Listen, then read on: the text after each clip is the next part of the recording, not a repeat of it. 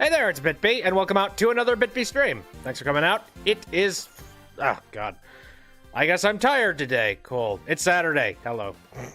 How's it going? We're playing a little bit more Ace Attorney Investigations Prosecutor's Path. Now, in the last one, we managed to take down one of the chairmen of the PIC, and now we are trying to fight... well, not necessarily fight, but we're trying to find a gigantic bull monster that looks like Godzilla. What a weird game. I don't... it should be interesting, that's for sure. Here. Oh, also, Kay is no longer blitzed out of her brain on lack of memories. So, I'm excited. I'm excited to see what goes on. Funny enough, though, I thought that this was the shortest chapter of the entire game, but looking back on it, because, like, out of curiosity, one day I did go to Strategy Wiki and scroll down to, like, the very bottom where the chapters are, just for the sake of seeing, like, how many chapters are in each of the episodes. And I thought that one of the chapters was particularly short, the last one.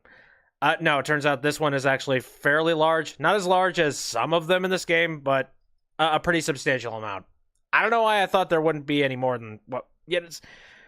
I don't know. I'm not sure. But hey, I'm excited a little bit more.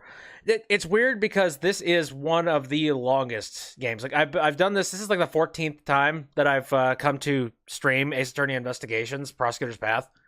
Like, it's kind of insane just like how much is inside this game and how little we got in the States. Case 5 is really long. Oh, joy. Here, let me turn that down in my own ears. Because I know there's, like, 2 beginnings, I think a couple of middle parts, and then an end. Oh, right, we're starting at the courtroom. Yay. Right, I'm going to take off my headset, because I think we're good. And put on the other one. April 6th, 11:23 a.m., District Court, Courtroom number 3. A battle of wits between these two. Court is now in session. Is the defense ready? Of course, Your Honor. We can begin whenever you want. The prosecution has been ready from the start, Your Honor. Stop gloating. Jill Crane, the attorney in charge of the defense, has passed on from this world. Furthermore, Sebastian de Best, the prosecutor in charge, has disappeared. Hiding from the real world, from the truth. I do wonder if this is gonna, like, shake him loose and make him very, very serious. Like, if this is, like, a very serious character. You'll be back shortly? Okay.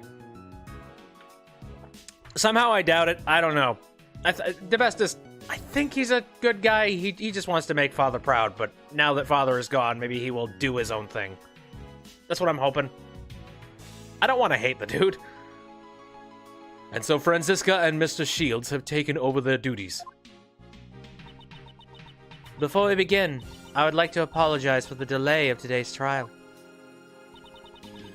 As the crime took place in the prison, a place where justice is normally administered, and the defendant was the warden of the prison, further exacerbating the situation.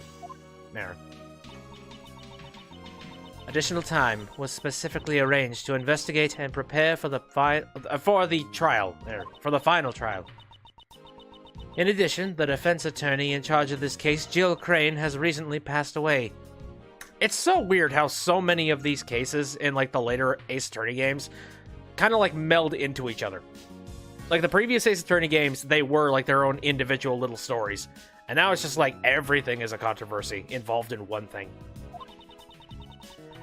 Due to these circumstances, the trial was further delayed. Mr. Shields, Miss Von Karma, at this time, I'd like to give you my gratitude for taking up this responsibility on short notice.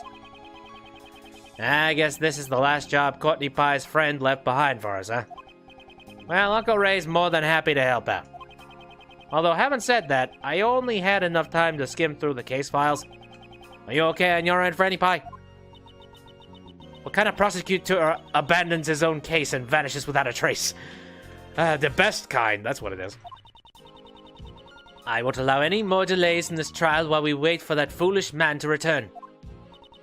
I have received the evidence just now. There should be no problem continuing the trial. You have my thanks. And with that, I hereby call the defendant Patricia Rowland to the stand. Hey, lady. How goes it? Long time no see.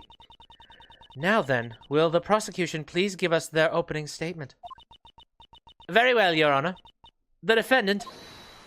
Hi. Please wait, Your Honor. What is it? Well, there's something I'd like you to fill me in on. Just what exactly am I doing in a place like this? Then perhaps you would do well to listen to the opening statement. So if I listen to it, I'll get it, huh? Okay then, let's hear it. That was the plan from the start. Now, if you would kindly shut up and listen. The incident occurred in the detention center, and the person Warden Rowland is in charge of. The victim is Horace Knightley, who is being held in the detention center. The prosecution is certain that this woman here is the culprit. This knife, the murder weapon, is the decisive evidence. Huh? Miss Von Karma, is something wrong? That's impossible! The evidence is... What's wrong with the evidence, Franny Pie? The evidence... The knife's gone! The chisel with Dogan's bell attached to it is missing too! What? Hell no? Oh, you knew... Holy shit, the warden knew about this. The warden got rid of the evidence. Order, order. Prosecutor Von Karma, what is the meaning of this? I don't understand it either, Your Honor. If there's no evidence, then I suppose there's not much reason for me to be here. Some prosecutor can't even hold on to one little piece of evidence. What a dunce. I only received evidence that the previous prosecutor had. It appears the culprit is that pampered prosecutor, the boy Blunder. Hey, Courtney Pie. What is it? Your Honor, considering our predicament, what say we postpone the trial until later? The defense's proposal is overruled. Courtney Pie, I know, right? It'd be troubling for me if this trial were to be delayed any further. I just want everyone to know that I'm innocent as soon as possible.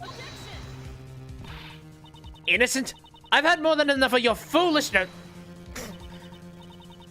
And besides, you don't have any evidence, right? I recall a certain saying, in court, evidence is everything. Wasn't it? Since there's no evidence, that would make me innocent. Isn't that right, Your Honor? Okay, so let's try and think about this one logistically. So somehow the evidence has gone missing. Evidence that De Best was going to be carrying. Who, in turn, his father is a dumbass. Is like a smartass who likes to withhold evidence and make his own stories about who's guilty and who's not. So now we need to figure out where that evidence holds. And again, I hope De Best will turn around and be like, okay, here's the real stuff. That is correct. What? The prosecution has not produced sufficient evidence to prove the defendant guilty. As such, I hereby find the defendant, Patricia Rowland. Objection. Ah, you can't hold anybody, wait a minute. You're gonna be pulled out of court before this can happen, no. Hold your horses, Courtney Pie. You can't just declare her innocent all of a sudden. Is something the matter? For the defense to object to a not guilty verdict? Well, I mean, even if you must know that the warden over there is guilty, you were there with us when we found the murder weapon. Mr. Shields, she doesn't care. She goes by the books. A judge must remain impartial when handing down a verdict. That is why I cannot allow myself to get caught up in my own personal feelings. The person who was present when the murder weapon was discovered and the judge sitting before you now are two completely different people. You're kidding, right? I can only hand down a verdict based upon the evidence that was presented. There is evidence, it's just... Well, it's not here right now, but... A few minutes, that's all I need. I'll find the evidence and return to court, without fail. The prosecution requests a brief recess, Your Honor. The defense would also like a recess, Your Honor. Courtney Pie, please. Don't call me Courtney Pie, and yes, we will give you your... Yeah, I understand. I shall grant your request. Well, Justine, darling, aren't you wishy-washy today? This court will now adjourn for a 15-minute recess, during which the prosecution and the defense shall prepare for the resumption of the trial. Understood, Your Honor. Whew, that was a close one. Court is now adjourned. For now. Can you find the evidence in 15 minutes? Probably not. April 6th, 11:38 a.m. District Court. 3rd floor lobby. Didn't we find it together? The evidence? Yes, we certainly did. What's the matter, detective? Looks like the metal detector is reacting to this alligator. Really? Why? Yeah, how do you forget something like that? Biases aside, you found a knife in a gator. Of course, that's why the metal detector reacted. Judge Courtney, I'd like you to take a look at this. The chisel? Wasn't that just the fake murder weapon? Dogan hid this chisel inside his dog's mouth, and the real murder weapon was hidden in very much the same way. God. The real murder weapon is in the pond, inside the alligator. That's still silly as all hell. I wonder if it was stolen by someone. Mr. Edgeworth, Oh, hey. Hey, guys. Jace, the gang's all here. Miss Berry and Mr. Keys, did you come to attend the trial? I came because I heard there's a really fun show around here. So, where is it? The only fun show is the legalese, and that's about it. The trial for the case I got caught up in was supposed to have already started, but our practice ran a little late. I believe it was somewhere around here, wasn't it? Actually, 2 key pieces of evidence have gone missing. The chisel and the knife. The trial is in recess now. Sort of like an intermission. You just missed it, Simon. What? What's that supposed to mean? Looks like Simon's going to get arrested again. Oh, please no. No, I can't. I guess Simon is his usual noisy self. Hello? Ah. To think that I would be humiliated like this. Uh-oh. Oh no. Oh no. Put the whip down. And here comes another noisy individual. Now, Franny Pie, let's just take a moment and calm down a bit. Maybe you could put that whip of yours away? What do you say? That foolish prosecutor. When I get my hands on him, my whip is going to give him the thrashing of a lifetime. Yeah, get out of there. Miles, why don't you try talking to her? Good grief. On that note, I guess I should probably hear what she has to say. I mean, aside from just random old bitching. Oops. Here, I'm gonna examine stuff before I do this. Mr. Edgeworth, where do you think you're going? No, I wasn't going anywhere. I was just examining the door. Oh, I see. It's the #1 rule of a great thief. Ensure your escape route. Good thinking. If you want to become the Yatagarasu's assistant, all you gotta do is ask. Since it's you, I'll let you skip the written exam and skill test. I'll hire you on the spot. That's quite alright. I appreciate the sentiment. It's an old whole leather sofa. Yeah, the leather's full of holes. Indeed, it's a whole leather sofa after all. I feel like there was a contradiction somewhere in this conversation. It's just like, what? Holes? A holy chair is full of holes. Holy mackerel. There's a notice posted in front of the water fountain. Step on the pedal to enjoy amazingly delicious water. However, once it starts flowing, it will never stop again, so please be prepared. What? Why would they even be in service at this stage? So this fountain is basically out of service. Alright, let's do this. Are you prepared? Calm yourself, Kay. Don't you do it. Don't do the thing. Schedule for upcoming trials has been posted on this bulletin board. Of course, Patricia Rowland's trial is listed as well. Mr. Edgeworth, if we can't find the missing evidence... Yes, it will be a serious problem. Let's try talking with Francisca and Mr. Shields. I know. Mr. Edgeworth, where do you think you're going? I was just examining the door. It's fine. Don't mind me. Just wandering around like a ninny. Okay, then we got these things. Compendium of Laws for Beginners. I wonder if even I could read them. But it looks like Volume 1 is currently on loan. I better wait and start with the first volume. Otherwise, the story won't make any sense. Kay, I hate to ruin it for you, but law books don't have any story to them, rather. Any sorting. I'm guessing the door is probably going to give me the exact same sentence. During the recess, no one may enter the courtroom. Really? No one can get in? Like I said, during the recess, no one may enter the courtroom. But if nobody can go in, no one can resume the trial and we'll be stuck in recess forever. You're right. We're all doomed! Mr. Edgeworth, do you like how I pointed out that contradiction just now? I don't think you'll gain any useful information by pressing the bailiff. So then there's all of you folks.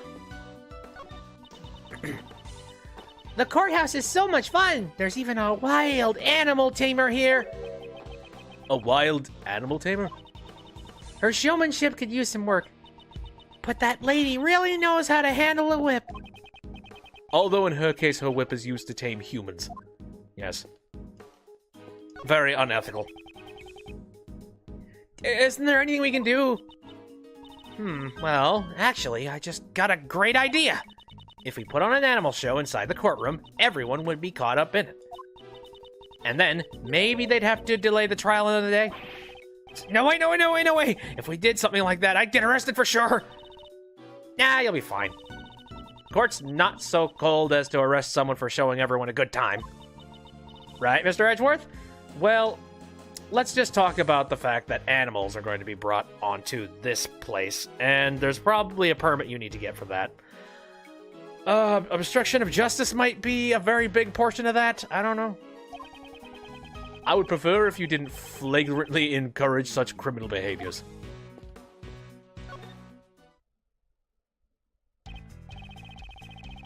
Okay, looks like you got your memories back. Yeah, I'm all better now. Uncle Ray was really worried, you know. Though that other Kay was also pretty cute.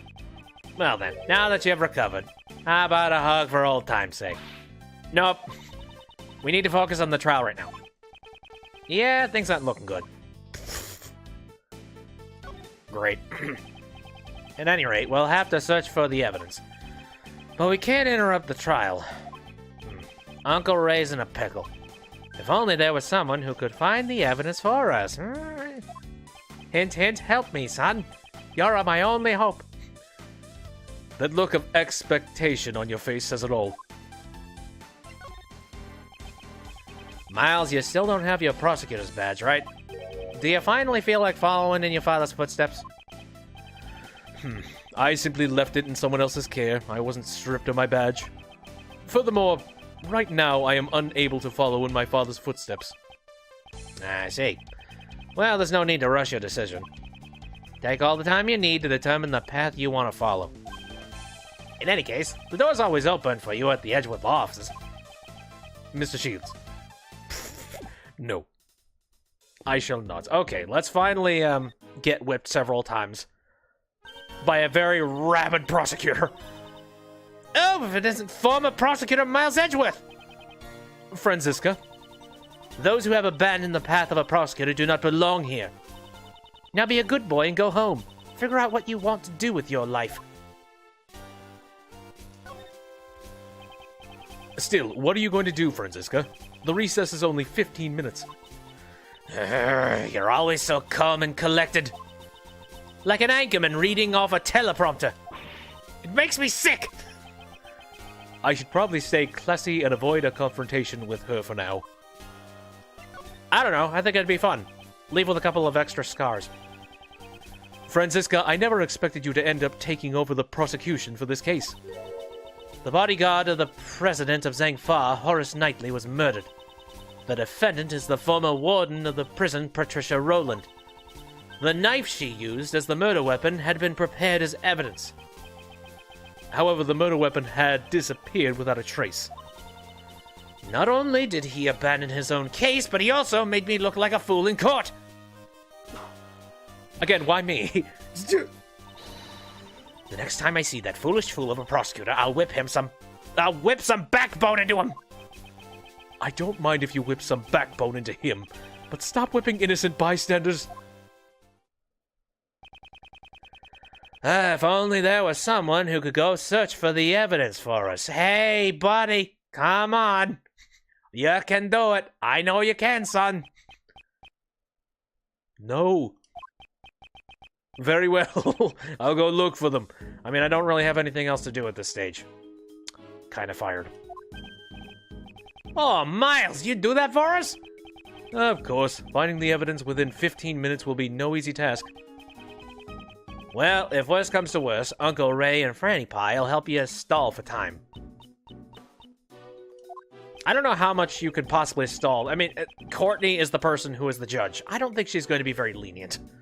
She'll give him one chance and then say, you know, it's just like, have you brought the evidence into the court? No, sir. No, sir, madam. Until you recover the evidence, we won't let her hand down a verdict. Please do so. Franziska, are you okay with this? You're asking me, Franziska von Karma, to help you out? You'd be better off spending the rest of your life as an anchorman for the local news. Miss von Karma, this is an emergency. We could really use your cooperation. I understand. As acting prosecutor, I, along with that attorney over there, shall continue this trial. Meanwhile, you, the former prosecutor, shall run around and look for the evidence. All for my sake. It's a job that suits you perfectly. I'm glad that you're on board. As like, you know, as selfish need as it is for her. I'll help too, because I really don't want to get arrested again. This sounds like fun! Regina wants to tag along too. All right, that would be helpful. Now then, Where should we begin? Oh god, a regular circus train. I think we should go find that person and hear what they have to say. who should we talk to in order to learn where the evidence went? You know, Mr. Sebastian is kind of missing in action. Yes, the person in charge of the evidence was Sebastian de Best. Ah, you mean that rookie prosecutor, right? Got it. I'll leave him to you. How the hell are you gonna find him? Alrighty, time for Uncle Ray to have a strategy meeting with the opposing counsel. Just the two of us. Miles Edgeworth, you better not keep me waiting, lest you end up like your friend here. Yes, I'll keep that in mind. Franny Pie, wait for me! Stop with the, just stop with all of the little nicknames around her. Just give her definitely a lot of respect. Just don't get yourself. I'm imagining I'm going to come back here and Ray is just going to be shreds on the ground, just like, yes, I've stalled them, and Franny whipped me to death. Now then, let's go help look for Sebastian as well. Hey, ma'am. Judge Courtney. If it isn't Prosecutor Edgeworth, I hope that all is well. All is not well. Just what was going on in that trial earlier? Okay, there's no need for that. But even though Miss Courtney should know exactly who the culprit is, what made you... In a court of law, the only thing that truly matters is evidence. Whatever my own feelings may be, it should not affect the verdict. So is this the judge persona of Justine Courtney we're seeing? Cold-blooded and heartless. It's fine if you think of me as such. Even as a judge, she's still this stubborn? Judge Courtney, there's just one thing I'd like to ask you. And what would that be? 2 nights ago, you went to the roof of the Grand Tower. The roof, you say? You met with the president there, correct? The two of you were caught on the security camera? Is there some sort of problem with that? Today, the president's body was discovered. very close to the Grand Tower. Yeah, madam, hand me everything you know, or else you are going to end up locked up in my cell. That's... You understand now, don't you? You're a suspect. What happened between you and the President up on the roof? Nothing. We merely spoke for a few minutes. Once our business was done, I headed straight home. I took the elevator back down alone. Indeed, that was shown on the security camera footage as well. What exactly did you and the President talk about? That's... I cannot say. I see. However, I cannot afford to let up just yet. That being the case, I guess my only remaining option is to use that. She's definitely hiding something, and I'm going to draw it out of her. Again, with a nice game of chess. Stratagems.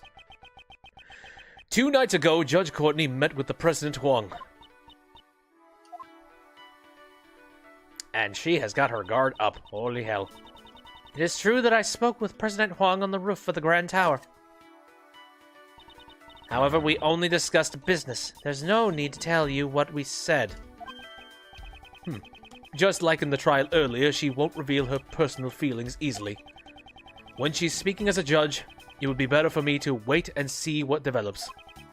Now then, I'll start by asking her what she talked about with the President. Real quick. Again, just for a little bit of security, I'm going to save.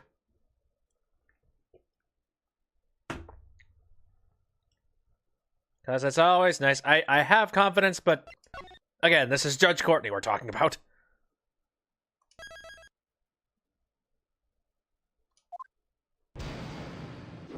Begin. Could you tell me what you and the President talked about? My meeting with the President was strictly business. And since it has nothing to do with you, I am not obligated to answer your question. I'm an acquaintance of the President. I appreciate your understanding. Even so, you certainly are a very busy person, aren't you? You're a member of the PIC and a judge as well. You even assist with the investigations. I am simply fulfilling the professional duties that have been assigned to me. Was your meeting with the President also one of the duties assigned to you as a judge? Yes, of course it was. I am one who lives for the law. I would never act outside my professional duties. Didn't help me out this morning. I have no idea if I'm supposed to stop here, but This recess is not very long. If you've no business with me, then I shall take my leave. shit. Hold on, please. Crap. Okay, at least I didn't say something frivolous and stupid. Alright, let's try this again. Except this time I will actually be a little more assertive with her. Oh, fuck! Wrong thing! I will expose all your lies for what they are! Prosecutor Edgeworth, I don't have time to play along with your jokes right now. She took it as a joke? I should avoid making further useless remarks. Okay. I didn't pay attention to that little bit. I forgot that I paused here.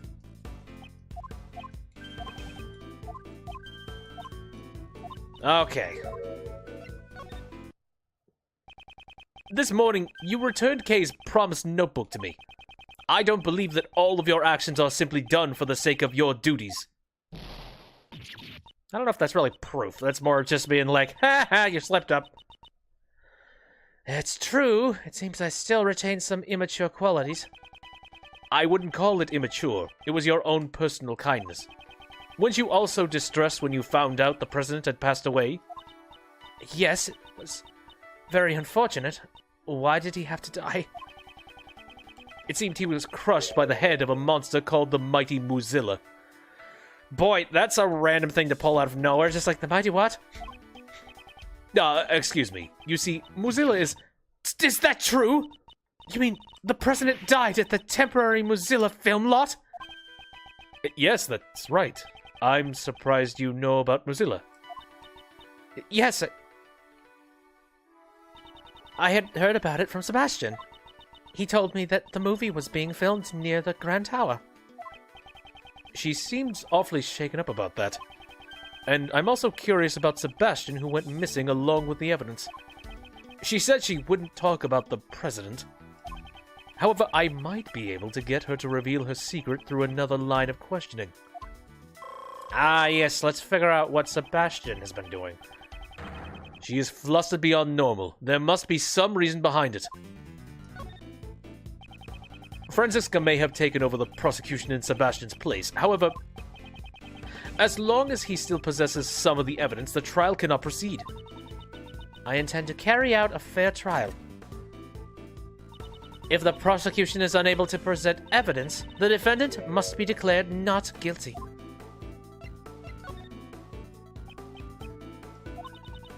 I am a judge. I cannot allow my own personal feelings to get in the way.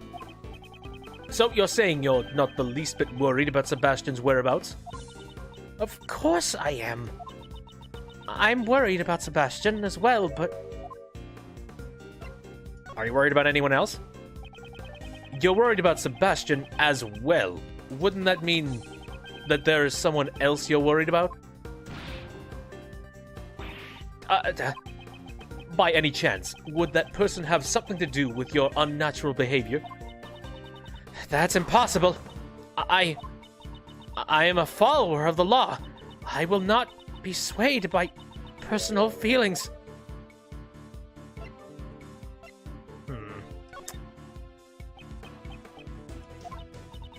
Oh, fuck me. Alright, it sort of almost looked like she was, she was being a little more assertive, but never mind. I will not yield!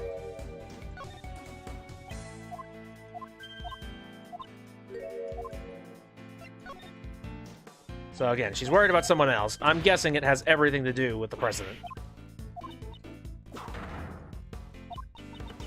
I'm a follower of the law. I will not be swayed by personal feelings. It may be true that those who stand in court have a duty to follow the law. However, we're not superheroes. You and I are only human. I'm no Superman. Dun, dun, dun, dun, dun. It is impossible to completely ignore your own feelings and render impartial judgment.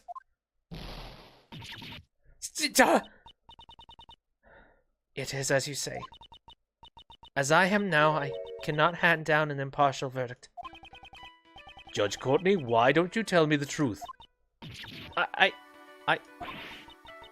Just what am I supposed to do?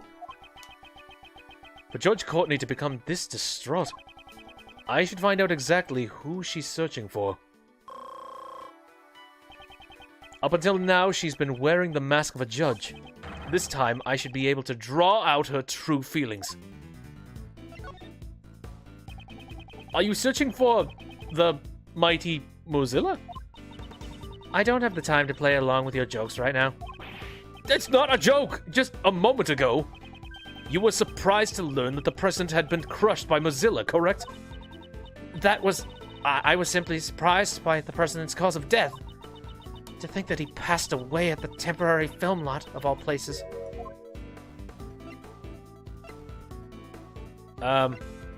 What's wrong with where he died? From the way you're talking, it seems you have a problem with where he died. That's not true. It's just, for the president to have passed away at a film lot, a place where dreams are made, I just thought it would be better if the movie's cast and crew remain unaware of the truth.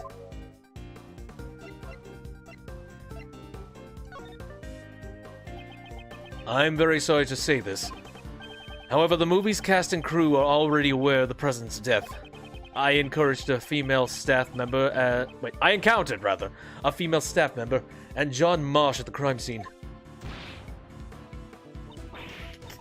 No! How could it have come to this? She seems to react strongly when it comes to the staff of the Mozilla film. This could be a useful clue. Is that person you're searching for Sebastian by any chance? When Sebastian learned of his father's true colors, he went into hiding of his own free will. I'm worried about him, but this may be a trial he needs to overcome on his own. Yeah, you seem to be mean. Since he went into hiding of his own accord, he could return whenever he wanted to. Could it be the person you're searching for is unable to return under their own power? In regards to that, my lips are sealed. I am unable to talk about it right now. When I think about what might happen to that child if I talked... Who is this child you speak of? That child? Could you tell me who you're referring to? It's nothing. Please, pay it no mind. Judge Courtney's expression has changed. It seems I've managed to uncover a clue. All right. Courtney is so hard to watch. It's interesting, that's for sure. She's been so stone cold up to now. Judge Courtney, tell me who you're searching for. My lips are sealed. That is not something I can talk about right now. Let me try using that clue. Could it be that you're searching for that child who has gone missing?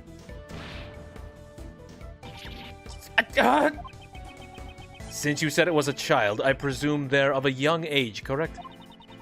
I simply cannot answer any questions about him. That boy has nothing to do with you or the president's assassination. Let me try using that other clue. Yay!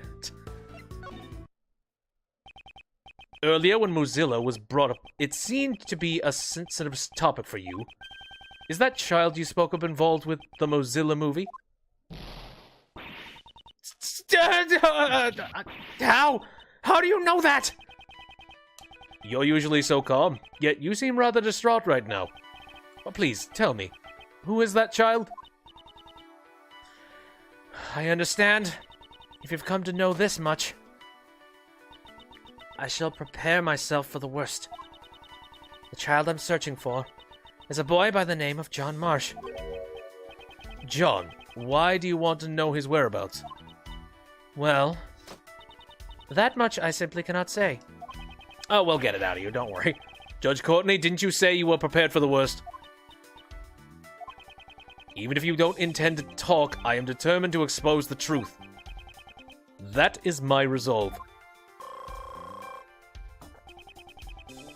Why is she searching for John? I must get her to tell me the reason. Are you acquainted with John by any chance? He is a famous movie star. I doubt there's anyone who doesn't know who he is. I actually hadn't heard of him up until I met with him today.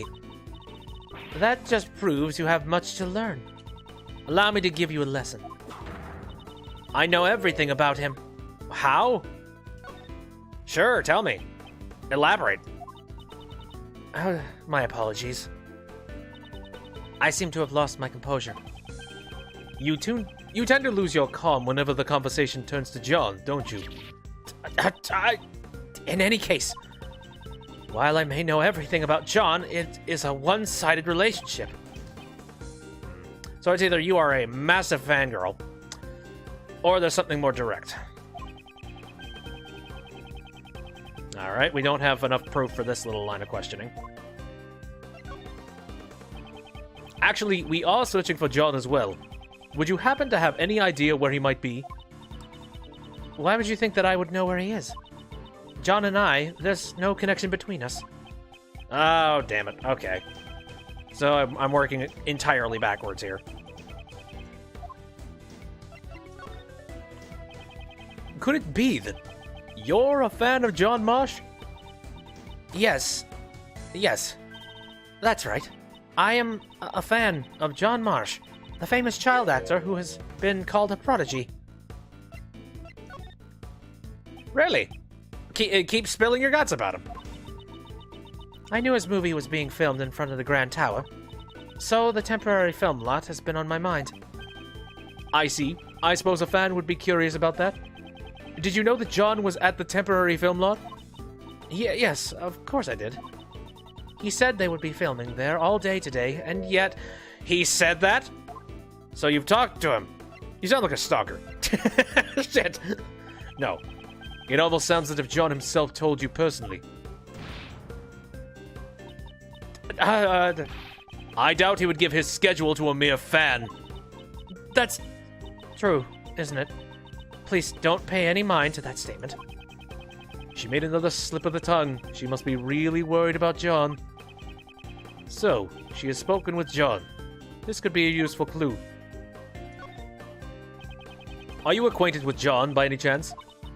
He is a famous movie star. I doubt there's anyone who doesn't know who he is. I actually hadn't heard of him until... Yes, I hadn't heard of him. So much I have to learn. Oh. I know everything. Keep talking, sister. My apologies. You tend to lose your calm whenever the conversation turns to John. Let me try using that clue. You've had a talk with him, that's for sure. I understand you're worried about him, but aren't you a bit too flustered? You told me earlier that you had spoken with John. Doesn't that prove that you are indeed acquainted with him? Yes, it does. How could I have committed such an indiscretion? It appears that John and Judge Courtney are acquaintances. This could be a vital clue for the final thing. Where is he? Actually, we are searching for John as well. Would you happen to have any idea where he might be? Why would you think that I would know where he is? John and I, there's no connection between us. Oh, yeah? I don't think so. I don't know what kind of relationship you have with John, but at the very least, the two of you must be acquaintances.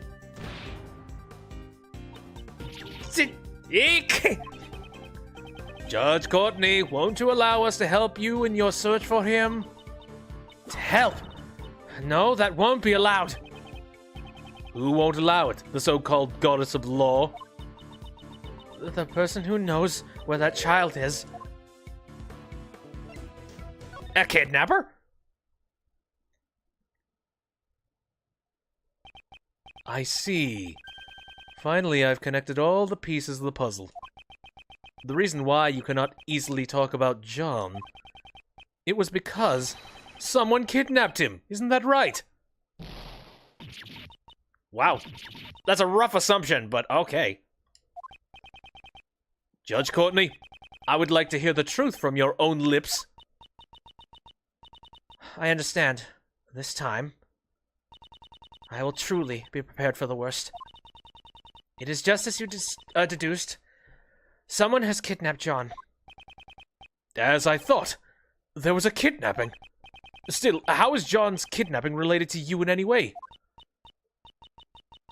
John and I are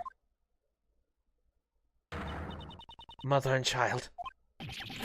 What? I was unable to learn much about the conversation she had with the president, but I have learned of John's kidnapping. It was an unexpected result, but with that, it's checkmate.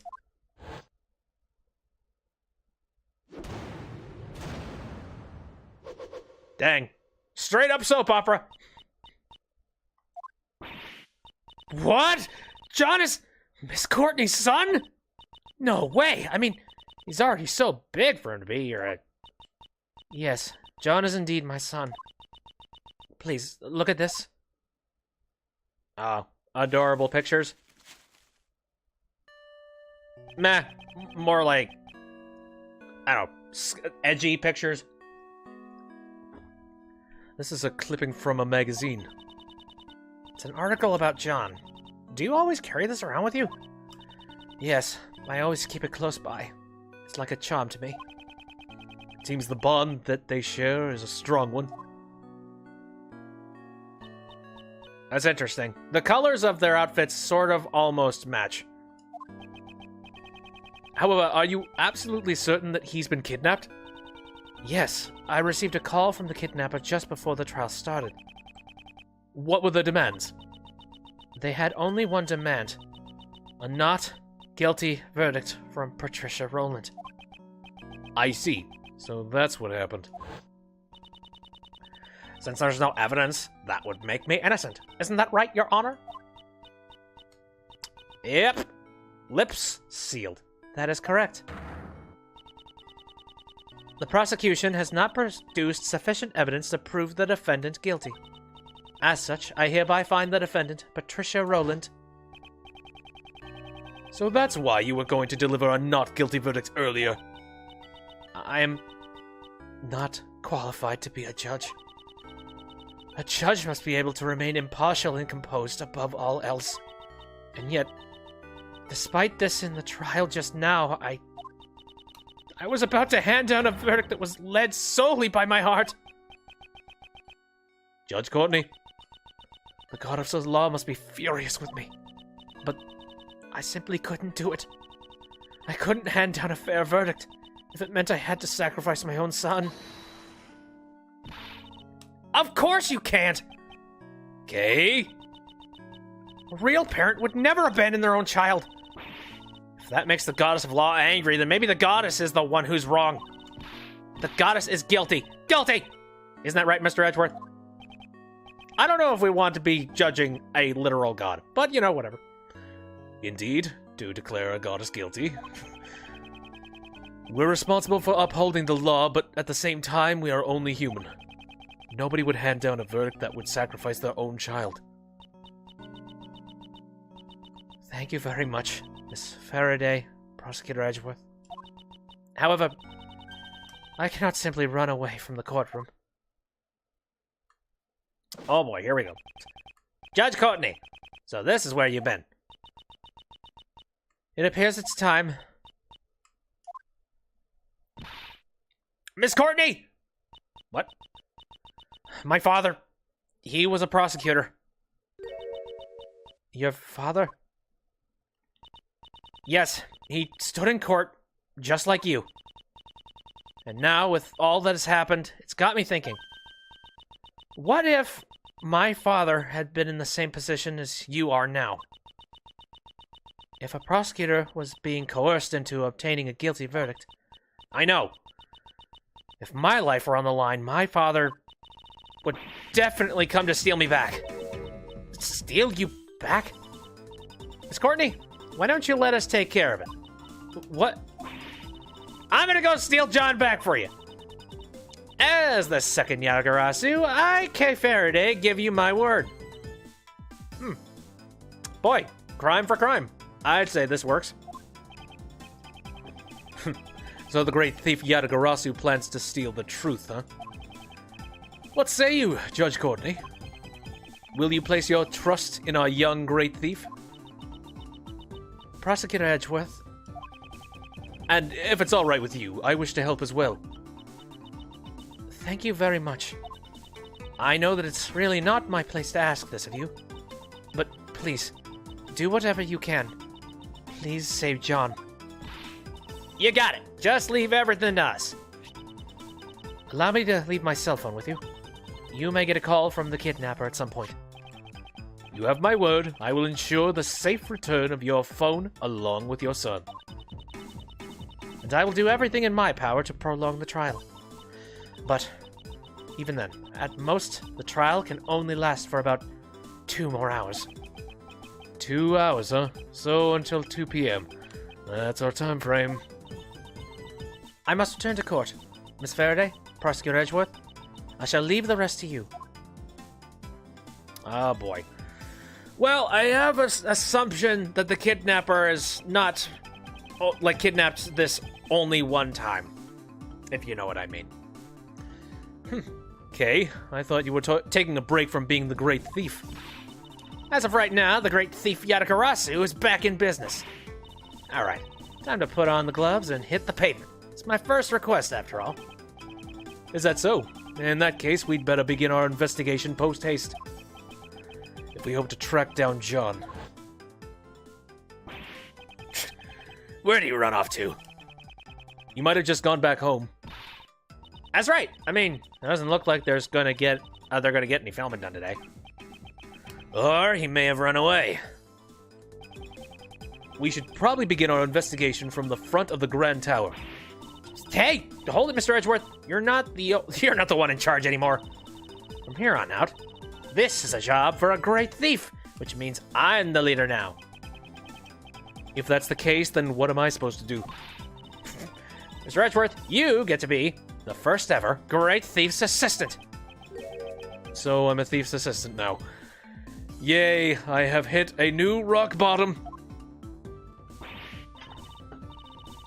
Alright, let's get going. The great thief Yatagarasu takes flight once again. She's so excited to be stealing shit. April 6th, 12:10 p.m. Outside Grand Tower Plaza. Are we going to use Little Thief? I hope so. Here we are, the scene of the crime. Let's get to work. Now, say it with me, Mr. Edgeworth. Say what? Even in the depths of night. Oh, come on! Say the rest with me! And just why should I do that? Because the great thief Yatagarasu has arrived on the scene. If we don't say the introduction, it just doesn't feel right. I have no intention of becoming a thief. Fine, then I'll do it myself.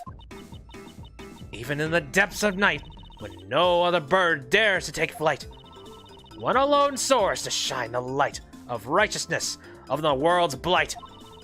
And that one is for me. That one is me, for I am the great thief Yatagarasu. Yes, Kay, I know you are. I, on the other hand, am starting the investigation. You're no fun. We don't have time for fun. We are not here to have fun. We only have until 2 o'clock. We need to begin making inquiries immediately. Hello. Good thing we have a photo so we can go right ahead and start asking around. Well, I see somebody down at the left corner. Hi. I recognize you. A long time no see, Mr. Edgeworth. This is Will Powers. He is an action star I met in a previous case. He also played the role of the Steel Samurai, warrior of Neo Old Tokyo. It's been a long time. Pleased to meet you. I'm Kay Faraday, a great thief. Don't introduce yourself as a goddamn thief. Some stuff has happened, so now Mr. Edgeworth is my assistant. Nice to meet you, but a thief? And Mr. Edgeworth is your assistant? Please pay it no heed. More importantly, I'd like to ask you some questions about the case. Okay. I don't know if I'll be much help, though. He's an actor who has been working with John. It may be a bit sudden, but let's hear what he has to say. Also, what part do you have in this movie? I had heard that you were handling the investigation for this case, but, Well, that's, I'm not the prosecutor in charge, though. Stretch the truth. But if you're the assistant, then does that mean that Kay is in charge? No, this is just a simple You got a good eye on you. You're completely right. She jumped at the chance. Since I'm in charge here, I'd like you to answer a few questions post-haste. And please be frank. Did anything happen to catch your eye? Ergo, didn't you notice anything? Who is she trying to imitate? Be frank, huh? Well, I feel sorry for the victim, but I can't help but worry about what will happen with the filming from now on. No, that's only natural. Still, I would think that filming would be difficult now. I knew it. This is bad. We can only use this location for a little while longer, too. Is the filming almost complete, then? No, but construction will begin here soon, so we won't be able to film here anymore. We're only using this vacant lot until construction begins. So the rest of the movie will be filmed at Global Studios. Things aren't looking good. There's even some people spreading bad rumors. Bad rumors? Lately, a journalist has been coming by repeatedly saying, "This film lot's hiding a real monster, I reckon." There ain't no use hiding it, and stuff like that. I have a feeling I know who you're talking about. Yes, it was that photographer from before. You're not actually hiding a real monster, are you? Of course not! If there really was one, I'd be out of a job. Ah, you're the monster in the movie! That's awesome. And also, unfortunately fitting. Actually, well, no, I don't know. A lot of people say he's terrifying at first glance. It seems they're putting a lot of work into this movie. That's because this is our first attempt at making a sequel to an old classic.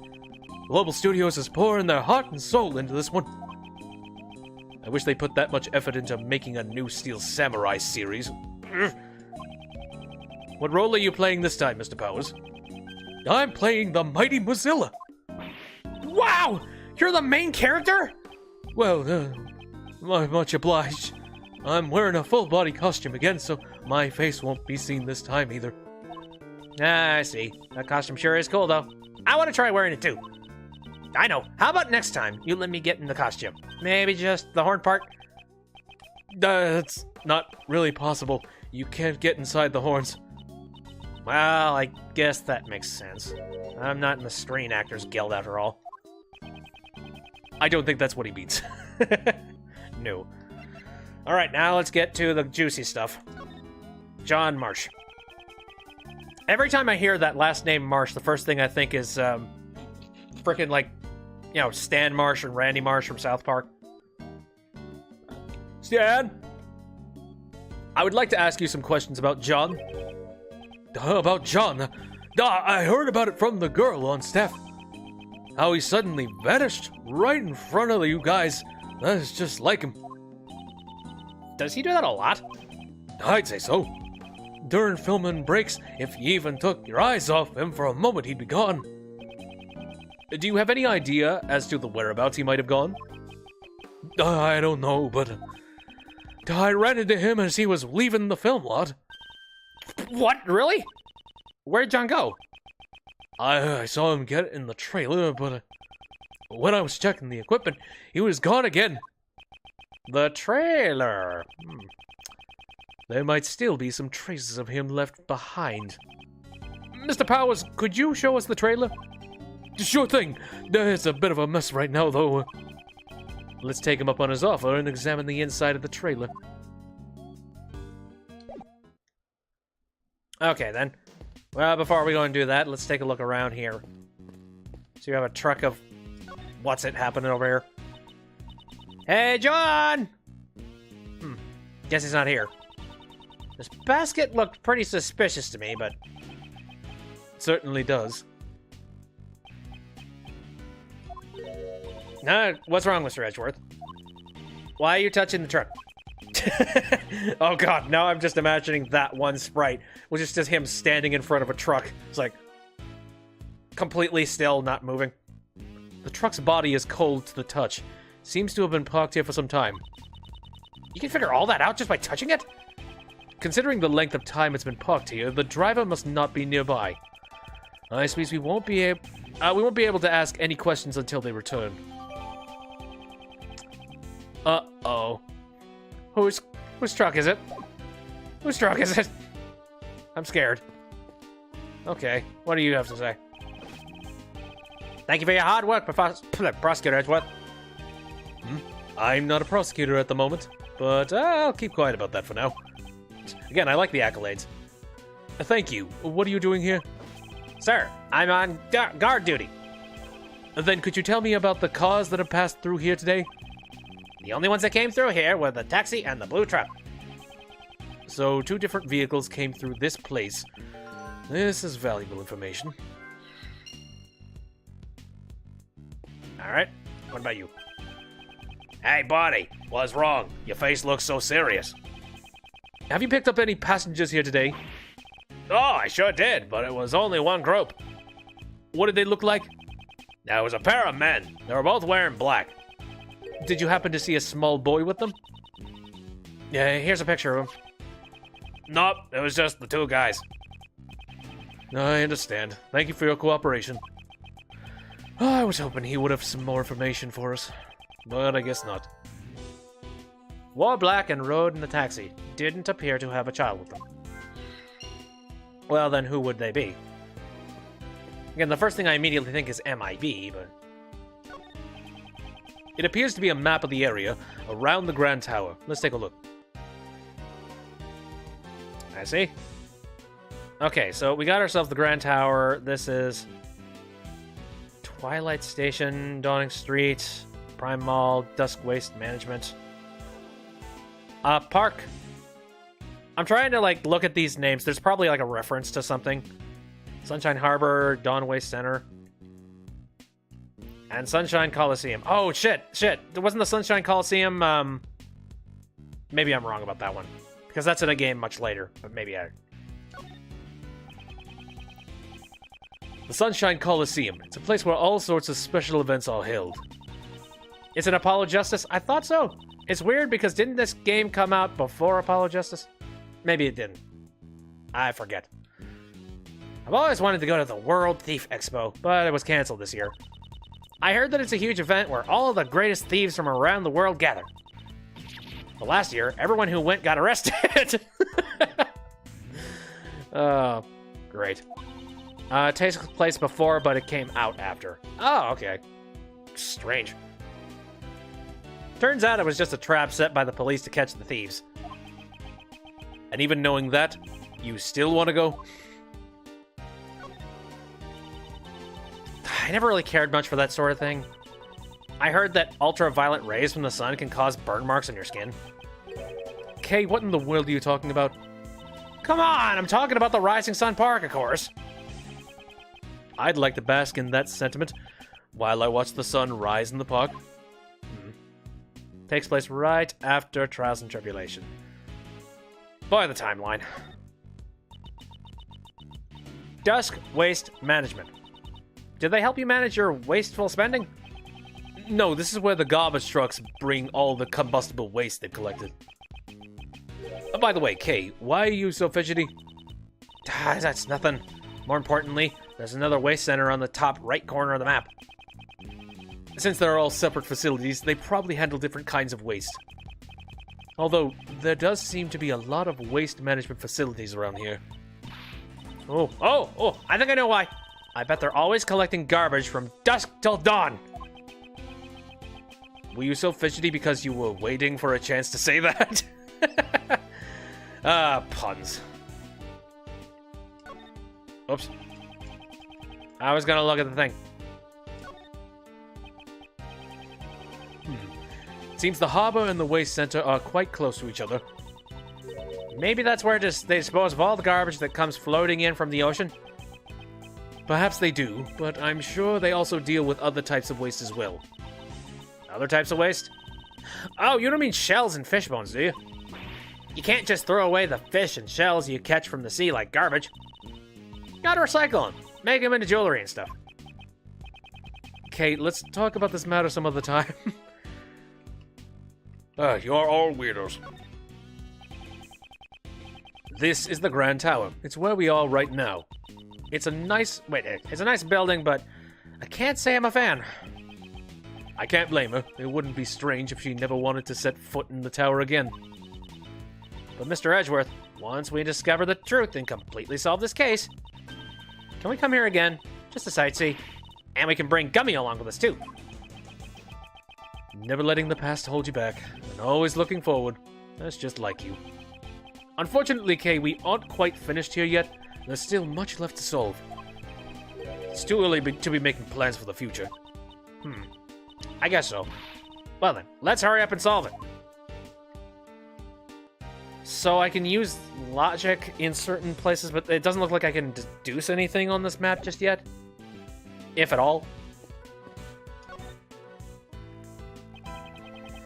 Pieces of film equipment have been placed here. Are you filming today? No, we had to stop filming for today. Since a box has disappeared. A box? What is he talking about? Yeah, there was some equipment in that box. I take my eyes off it for a few seconds, then look what happens. So there's a thief among us. Exactly what was stolen? Not much, actually. Just the box was missing. Oh boy. That sounds like prime kidnapping material. Why would someone steal a box? Personally, I would have taken the stuff inside. They probably wanted the box more than whatever was inside it. Did they plan to put something inside the box? Let's see what's in the box. Nothing! Absolutely nothing!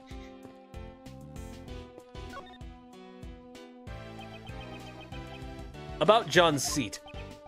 It's over there where the backup is sitting. Something is sticking out of the bag. This is a tape. No, it's a tape for filming. Why does John have one? Did he film something? This might be a clue. Is there any way to check its contents? We have a monitor to look over the footage that was filmed, and we could use that. No, then let's see what's on the tape. This is not going to be good.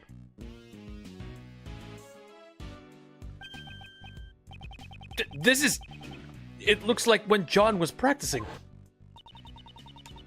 John was practicing by himself. The monster's footprints can be seen as well, so this must have been recorded last night. He does that sometimes. When he's not happy with his performance, he'll sneak onto the set to practice by himself. Wow, he really is hardworking. He sure is. Although he's young, he's a real pro. He never rests until he's satisfied. Then again, I can't say that I approve of him using the equipment without asking. John is able to operate the equipment all by himself? More or less, if it's just basic filming. What's wrong? Why isn't John on the screen anymore? I think he ran off somewhere just a few seconds before this. Did he go somewhere while the camera was still recording? The tape ends here. It looks like this was all that was recorded. No one else was on camera except for John.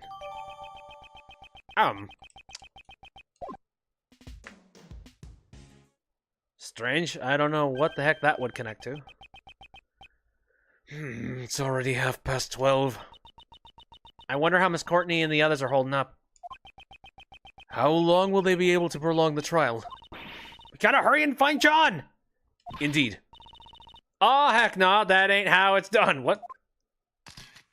Oh, damn it. You ain't gonna catch a scoop like that! Sorry, Chief. What am I always telling you? We're beasts, scoop-eating animals. It's scoop or starve. No story, no glory. You gotta get fired up. Yes, sir, as expected, my mentor. They're here. It's those noisy reporters. Hey, they came here too. Come on, Mr. Edgeworth. Let's go talk to them. Good grief. If we must. No, I don't think we have to. But sure. What do you want? Are you snooping around again? That's my line! Right, let's have a chat. Did Miss Swift call you here, her mentor, just now?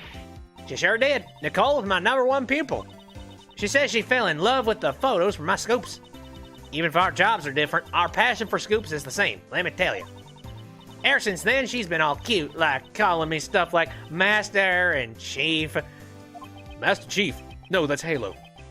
So she fell in love with Miss Hart's photos? I guess you could say, like teacher, like student. She's still got a ways to go in gathering information, but her passion's a match for mine. Seems like she was trying to catch the scoop about Mozilla's appearance. She's been circling around these parts all day long. Circling around this area. Maybe she witnessed the kidnapping. Mr. Edgeworth, looks like we'll need to hear what she has to say. Indeed. We need more information about John. Let's show Miss Swift that piece of evidence and ask her about him. Right, your next scoop. Now that the black market auction is over, what are you aiming for next? Ain't it obvious? The mighty Mozilla. I'm going after Mozilla. Who'd have thunk that while I was staking out the black market auction and the Grand Tower, the mighty Mozilla's footprints would show up right next to the door. Tower, rather. There. Is there really a place that would publish a story like that? Don't treat me like a fool. You will eventually show up in the Enquirer, I'm sure. I got one or more too valued clients lined up. Actually, there's a newspaper company here at the Grand Tower. Me and Nicole go there all the time. Well, we always get turned away at the door, but still. I wouldn't exactly call that a valued client. Alright, so information from you. Oopsies. Oopsies. Stop. Press the right buttons. Yeah, but hey, Mr. Edgeworth. So, we meet again. Miss Swift, why are you here? You were set up as the suspect for the murder. Still, your involvement with this fake assassination plan remains a fact. You will have to submit to police questioning later. You should know that there's still a possibility you may be charged with some crime. She probably has been. For some reason, my questioning was stopped all of a sudden. After a while, they just let me out and told me I could go home scot-free. That must be some kind of message saying I need to keep on doing my best out there, I reckon. Well, they did give me a pretty stern warning not to reveal anything about the case. In the official statement released to the public about the assassination attempt, Miss Swift was not involved. That must have been the reason why they let her go.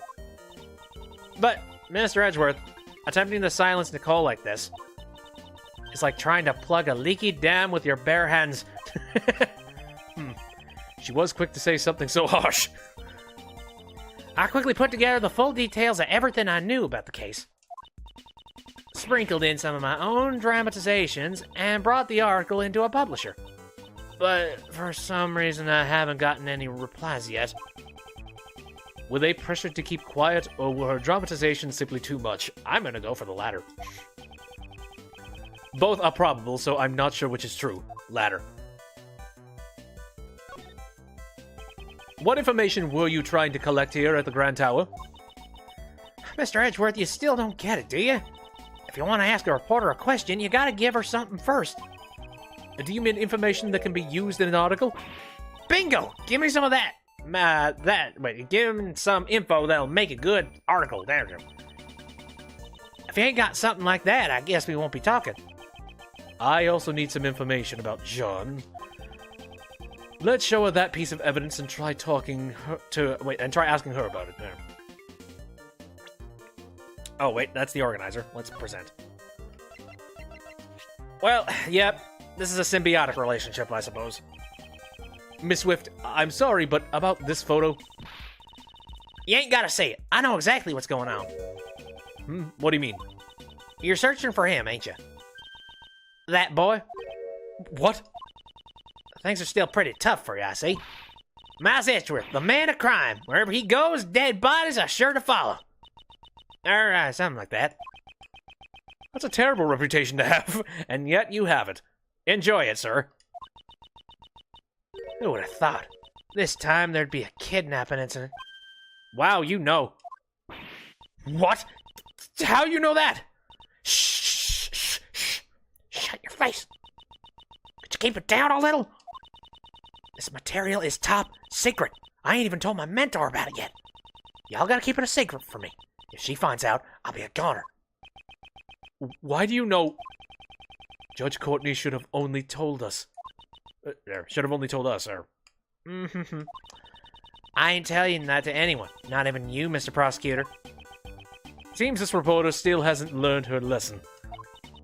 You can give me that stink eye all you want. I still ain't telling. I mean, we can play chess with her anytime. We'll get that information. Do you know something about it? The truth is, I done saw it myself. A boy being taken away by a couple of men in black. Oh, shit.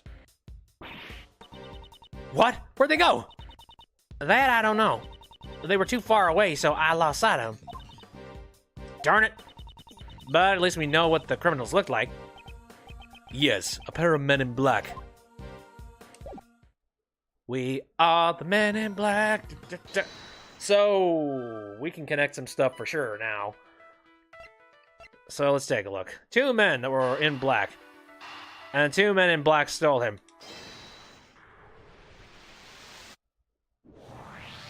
That's a gimme. We've now collected some testimony regarding the culprits. Miss Swift says she saw 2 men slip away with John. Furthermore, the taxi driver says he picked up 2 men in his taxi. They must be the same guys! It seems likely. However, there is still a problem. According to the taxi driver, the 2 men were alone. John wasn't with them. Yeah, you're right. That is a problem. Well, it's kind of difficult to say that they were alone. Well, hold on a second. 3 footprints at the scene. They are shaped like hooves. Only taxi. So, went missing from the trailer. Only the box itself was stolen. I don't know if this would connect entirely. Maybe we could ask a question about the stolen box with the taxi driver. But my assumption is that these two connect. Yep. What if the kidnappers stole the box? Ah, you mean they? Exactly. They took it in order to carry John inside it. John's a tiny kid, after all. Then, the reason the taxi driver didn't see John was because... It's likely he was put in the trunk as the kidnappers' luggage. But why did they need to go through all the trouble of hiding him? Hiding a kidnapping. How about that? At first, the kidnappers must have intended to abduct him without being seen. However, they didn't anticipate all the policemen in the plaza. Oh, I see. If they tried to just walk away with him, they would have been spotted.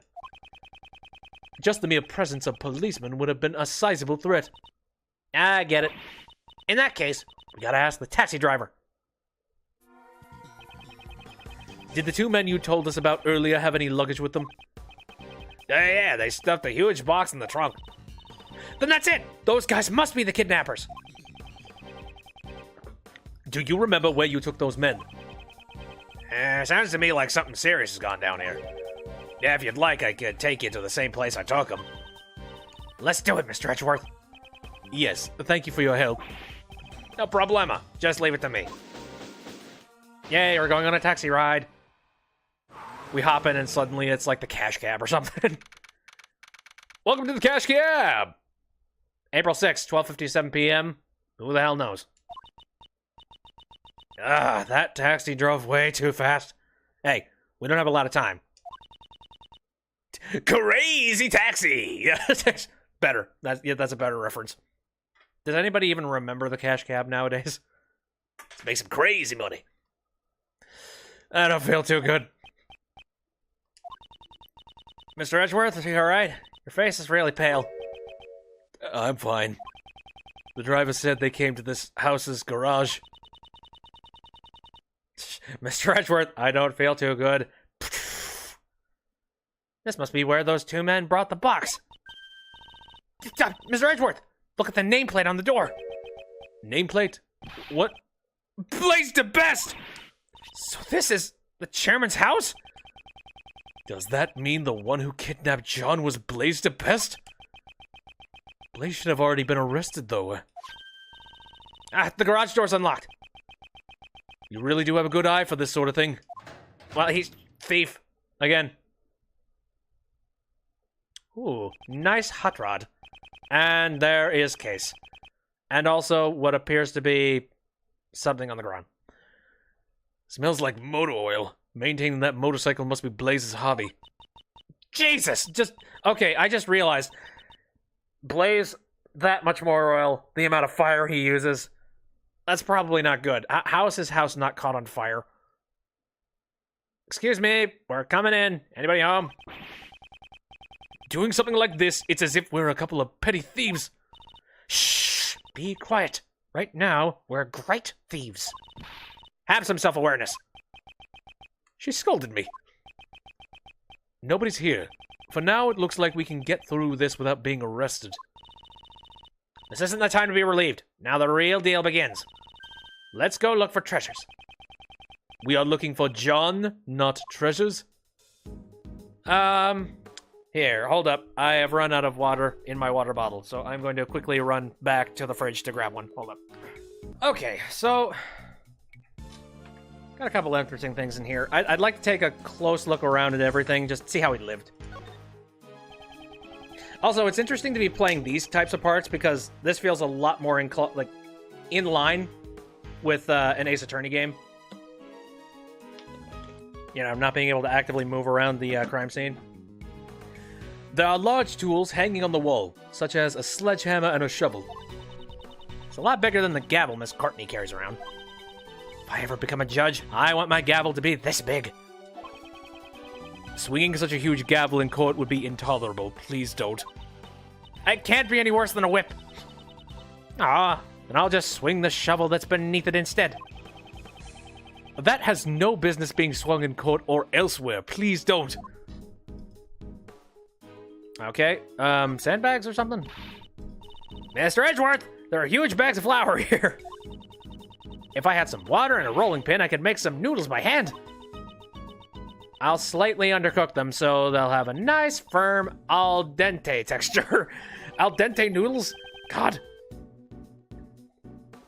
Okay, those are bags of cement mix, not flour. Well, okay. Let's try and make noodles out of cement. When mixed with water, it will harden. It's not something you'd want to sink your teeth into. Oh. I guess cement noodles should be cooked al dente. No, they shouldn't even be cooked in the first place. Let's look at this hot rod. Wow! This bike is so cool! Look at that! That's a skull for a headlight. Mario says, I love Kay. Yeah, she's adorable. Seems the eyes light up when you turn on the headlights. Ooh, well, I'm sure its eyes don't glare as well as yours, Mr. Edgeworth. My eyes don't actually emit light when I glare, though. Or do they? You don't know. That's about all that. Let's take a look at this. This large box. This must be it. This is probably the box that Mr. Powers said had been stolen. So John was stashed in this box and then transported all the way here. Please don't talk about people as if they are objects. However, if that's the case, there's also a possibility that John is still somewhere in this garage. Okay, let's go look for him. Our honor as the great thief and her assistant depends on it. Good grief. Okay, well, we got some stuff on the floor. Ah, I found something good. Gloves? Interesting. They almost looked bloody at first, but now looking at them... Death gloves. Holy shit. And also, I recognize that brown powder. These are mechanics gloves. You wear them during vehicle maintenance or when you're working with machinery. They look really stained with motor oil. However, they are also horribly stained with dirt. Could the gloves have gotten this dirty just from maintaining the bike? I don't really like Blaze, but these gloves are pretty cool.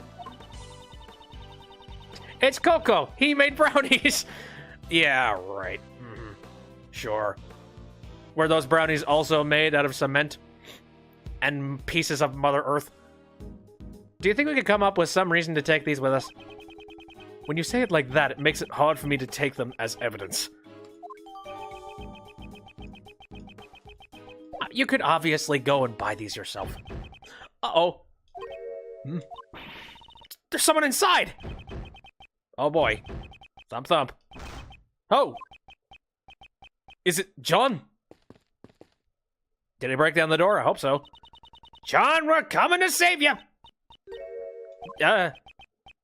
This is...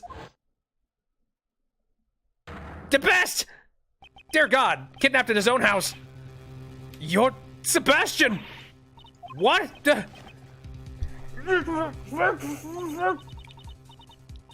This is Blaze's house, right? That would mean... Yes, it should also be Sebastian's house. So then why is he... Kay, go help him out. If it has to do with the ropes, just leave it to Kay. Here I go. Little pull over here and a quick tug over there. Are you right, Sebastian? No. He looks a little worse for wear. Why were you tied up in a place like this? How should I know? You guys don't know anything about me. It's because we don't know. That's why we're asking you. Oh, still bird-brained as ever, even kidnapped. He's completely shut off his heart. Indeed. If it's come to this, I suppose I have no choice but to use that. Oh, jeez, why would you do that? You mean...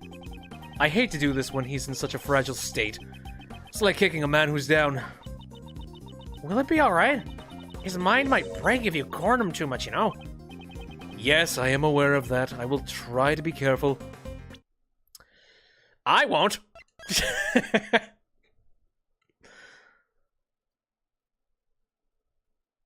Give me a moment.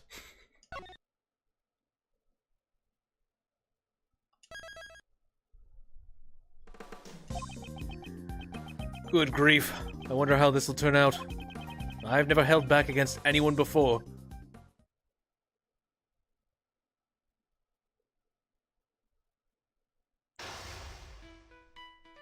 Have we played with chess with Sebastian? I'm trying to remember.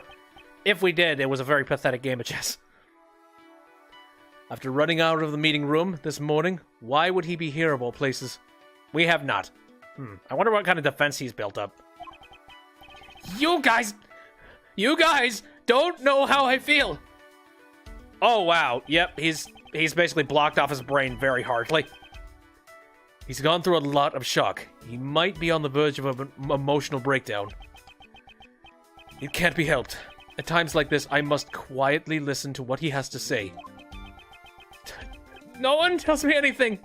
I'm always the one being left out like an idiot. Should I try to answer his question as best I can? Considering how fragile he is, I won't have much time to spare. I'll need to ask about his true feelings and try to calm him down post-haste.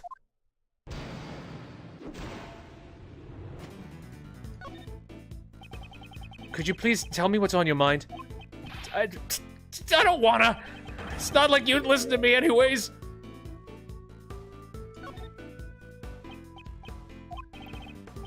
What's wrong? Normally you'd be shouting objection right about now.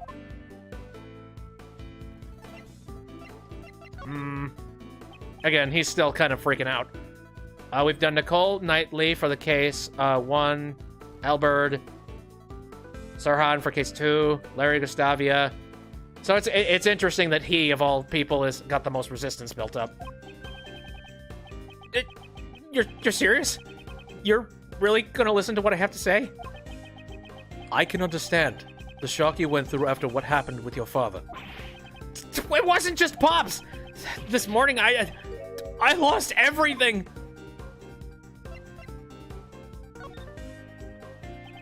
Do you understand? You have... Oh, fuck. I was asking if something was stolen. Just leave me alone already! I can't trust anyone anymore! Curses. If I make any pointless remarks, his mind will break. Even so, he's someone that cries easily. Whether he's feeling down or he's losing his temper, he'll be crying either way, so I won't be able to tell the difference.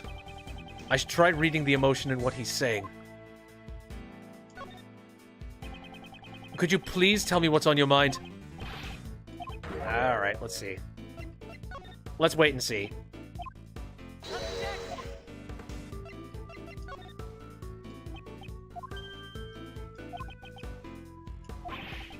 Wasn't just Pops. This morning, I'd lost everything! I'm not gonna say, oh, you poor baby. Everything I have was given to me by Pops! Tell me, Mr. Edgeworth, just what am I supposed to believe in?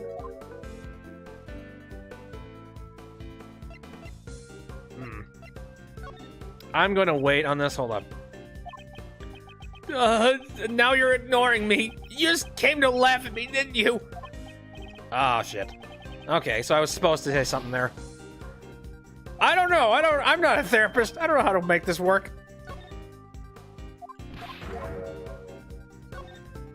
I can pretend to listen, you asshole.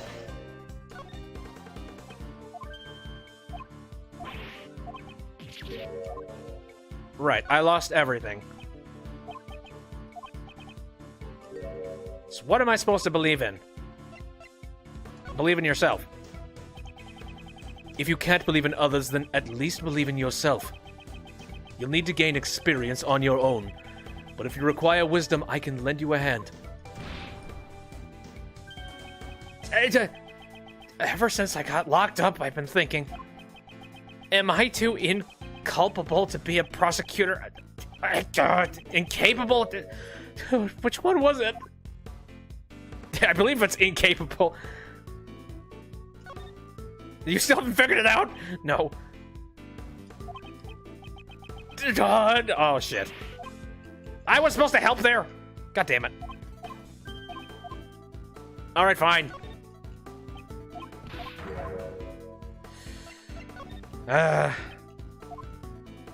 Again, please don't cry. We can figure this out.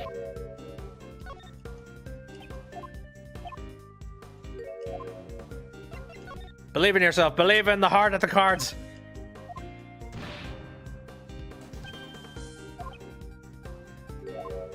Alright, it's incapable. I believe incapable is the word you're looking for. Judging your own ability is not an easy task. Sebastian, little by little, you are growing. Sebastian, would you tell me your side of the story? I understand. What should I talk about? He seems to have calmed down slightly. I'd like you to tell me everything you know about the kidnappers. Whew. Jeez. Good thing that fills up entirely. Now then, tell me what you heard and saw. Do you have any idea who the kidnapper could be? Of course I don't. If I did, I would have told you already. Well, shit. So can't do anything with that. Why were you tied up in your own home, of all places? That's what I'd like to know. I'm the victim here. How would I know? Stop playing the victim. Shit. I was really scared being locked up alone, you know. Did your abductors happen to say anything to you? I don't really get it, but one of them said, "Don't blame us. Blame the owner of this house." Oh, fuck. Uh-oh. The owner of this house. Wouldn't that be Blaze the best? Pops, I get it. Someone who hates Pops must have taken me hostage. No. No, considering the situation, that seems unlikely. The connection between Blaze and the kidnappers. This could be a useful clue. Do you know what the kidnappers' objective was? What are you saying? What else would a kidnapper want besides a ransom? Uh-oh. Shit. Okay. Nothing with that. Who kidnapped you then? Do you have any idea who the kidnapper could be? Of course I don't! If I did, I would have told you already. Let me try using that clue. Oh, God. I don't want to drop a whole lot of reality on him, but okay. A kidnapper can easily use his own home to hold something captive. Someone captive, rather. Sorry to belittle you as a person.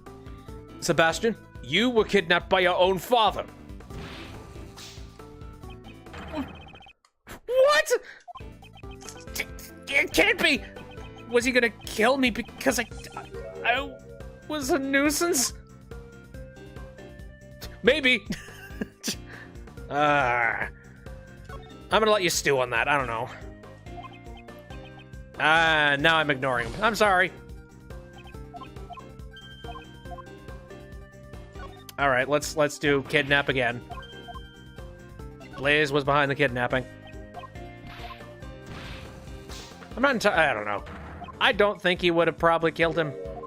Maybe. I don't know. Of course not. Would there be any reason for him to take your life? If his son was found dead in his own garage, Blaze would be suspected immediately. I see. Then why was I kidnapped? Kidnapping his own son. I'm pretty sure he wouldn't be after any ransom money. There must be some other reason why Blaze ordered the kidnapping. This could be a useful clue. Do you know what the kidnapper's objective was? What are you saying? What else would a kidnapper want besides a ransom? Clue time! Kidnapping his own son in order to demand a ransom wouldn't make much sense. Unless he tried to make it secret that it wasn't him that did it, in which case he could try and make some easy money off of, like, kidnapping his own son and putting him in a trunk and then telling people that he's been kidnapped and he's waiting for a ransom. I'm not planning anything. Yeah, you're right. Did you notice anything strange when you got As soon as I answered their question, They just took me away. Oh. What did they ask you? They asked you a question? Tell me what they asked you. What? Don't glare at me like that. I think they asked me, do you know Courtney? I see. The pieces of the puzzle are starting to fall into place. Blaze and the kidnappers did not intend to kidnap you. Their objective was John Marsh. They were planning to kidnap Judge Courtney's son in order to have Patricia Rowland declared not guilty. Justine has a son? And Warden Rowland gets declared not guilty? I suspect the kidnappers mistook you for John Marsh. Wow, how would you figure that? Don't you have pictures? All of this was just a mistake? Wait, maybe that's why back then... Did you just remember something? No, it's nothing. I'm useless anyways. Just leave me alone already. Oh, this is bad. He might be at his emotional limit. I must get him to tell what he remembered and try to calm him down as well. Yay, rush music again. Based on how distressed Sebastian looks right now, it must have been quite traumatic. I'll need to help him get back on his feet. What did you remember just now? I didn't remember anything about that guy. I'm gonna hold off for a second. And ignoring again. That's fine. That's okay. About that guy. About me? Do you understand? Oh, you have been cornered. Oh, he was trying to say Pops. Okay. I thought it was just saying something about, like, prosecutors and said something wrong.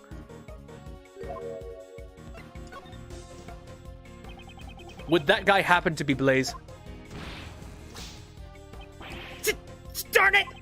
Oh, so this is the difference between me and someone who earned his prosecutor title. I've been wanting to ask you, why did you become a prosecutor? What does it matter? I'm not fit to be a prosecutor anyways. He's angry. Let's hear your reasoning for that. Say something! You must have some reason for choosing this path, right? No, it's not like that. It wasn't anything special. I became a prosecutor for a really insignificant reason. It certainly sounds insignificant. I knew it. It was just a personal reason. Just like you, I too became a prosecutor for a personal reason. Is that true? But you're a really successful prosecutor. I'm sure that Pop's PIC chairman would have been more proud of you than me.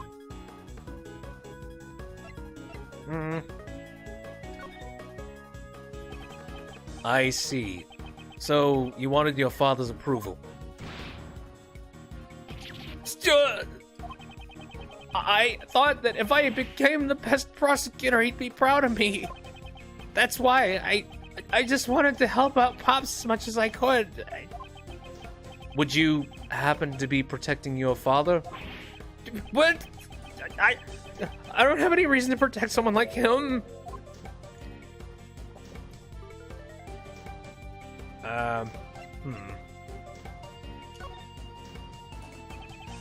Didn't you want to help out your father as much as you could? Just once. I only wanted to be useful to Pops just this once. That way I could help him regain his repetition. Jesus. You seem to be mixing up your words again. The word you're looking for is reputation. No one's ever told me that before. Your father, who has strayed from his path, continues to add to his crimes. Even knowing that, do you truly want things to stay the way they are? But in that case, just what am I supposed to do? You should triumph over your father, who has treated you like a fool. You must stop Blaze before he commits another crime. I never thought of it that way. I want to triumph over Pops. Somehow it seems he has calmed down once again. Now my chance to ask him about Blaze's secret. Whoa. This is gonna be fun and juicy. I suppose it was pretty convenient that he was locked up, so, we couldn't figure it out. I will give Sebastian the courage to stand up to his father.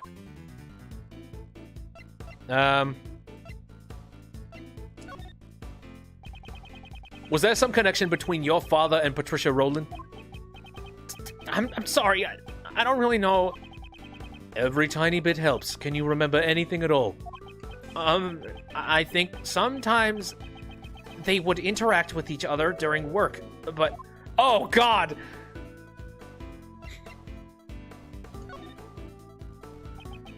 But is there something else on your mind? Apparently, Pops is the one who recommended Roland to be the warden. Oh? Was there a reason for Blaze to recommend her? Probably because, unlike me, Pops actually cares about her.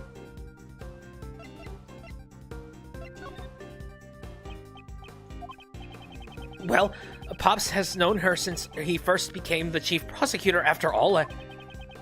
What was he like when he was the chief prosecutor? Oh, Pops was amazing. He'd look over every single piece of evidence that went through the prosecutor's office. He looked over every single piece of evidence. This could be a major clue.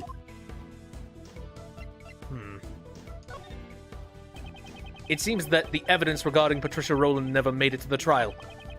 It's the duty of a prosecutor to watch over the evidence. Did you take care of it properly? That's not it. Just listen to what I have to say. Okay, what do you have to say? By all means. I thought I would keep it in the safest place I know. Is it under your freaking bed?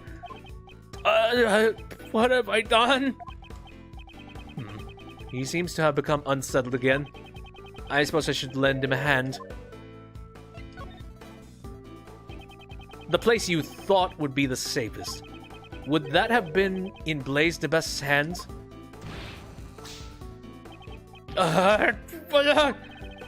He told me that it would be safe if he took care of the evidence. I'm sorry, but he has betrayed your trust in the worst way possible. I guess it works both ways. Pops, why would he want to hide the evidence? Not to leave... okay, maybe to leave the trial undecided, maybe? I mean, it's basically decided based off the fact that there is no evidence to prove that she's guilty. Oh shit, I skipped that. Blaze's objective was to have Warden Rowland found not guilty by obscuring the truth. That was what it was. Thank you, stream lag, and having a preview. Sebastian, you were used by your father. What? It's possible that Blaze DeBest has the evidence with him. Furthermore, we still have no idea where John is. I must return to my investigation post-haste. However... Tess, this is all my fault. What am I gonna do now? Seeing him like this, I can't just leave him be. He's still suffering in the gap between his ideal and reality. He will never move on until he figures out how to live his own life. Boy, yeah, we are basically just being this kid's... Like, this kid has needed therapy for many, many years, and we are the ones that are doing it. Sebastian is about to face his greatest trial. Perhaps this is fate. I shall give him the push forward that he needs.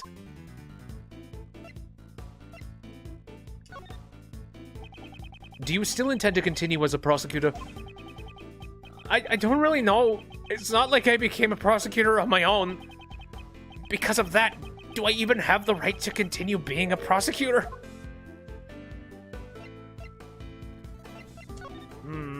Let's see what else he has to say. Damn it! Come on. I'm just trying to make him open up.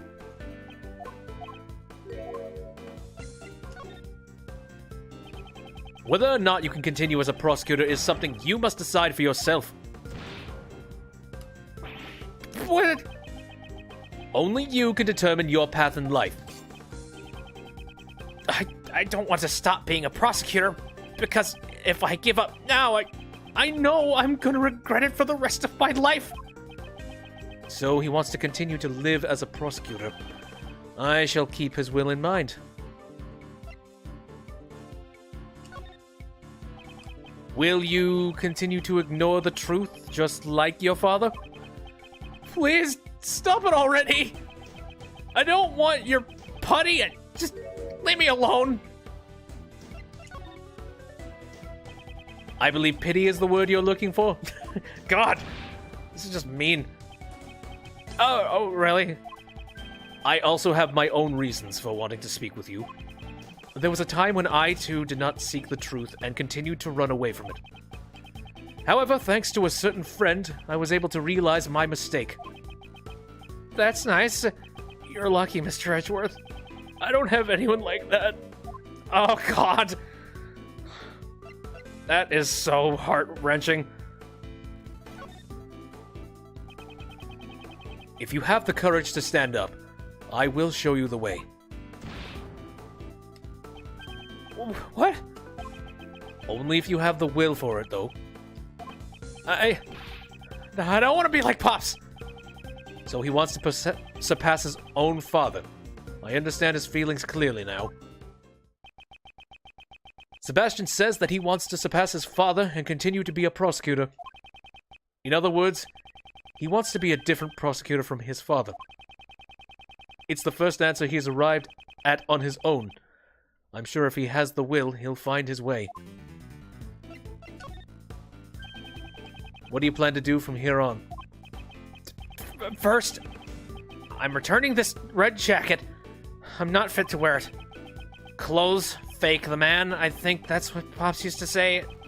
He knew all along I was a fake. It's not fake. The saying is, clothes make the man. You are what you wear.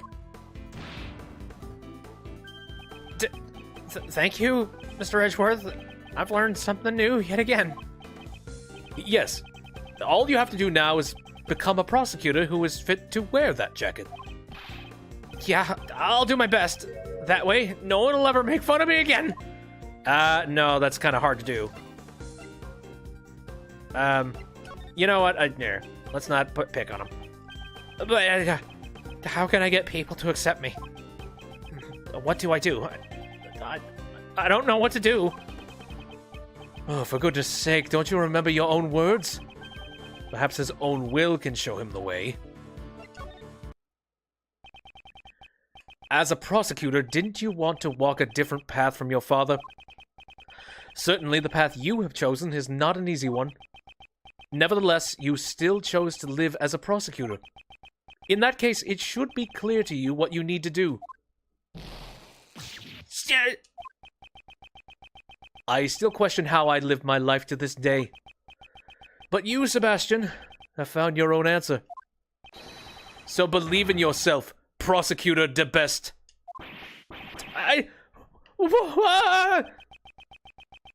He was mistaken for John and kidnapped by Blaze's underlings. And after his father stole his evidence, he lost his confidence as a prosecutor.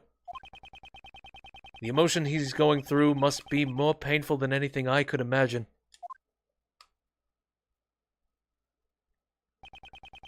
It's taken longer than I thought, but with that, it's checkmate. But we are still out without evidence.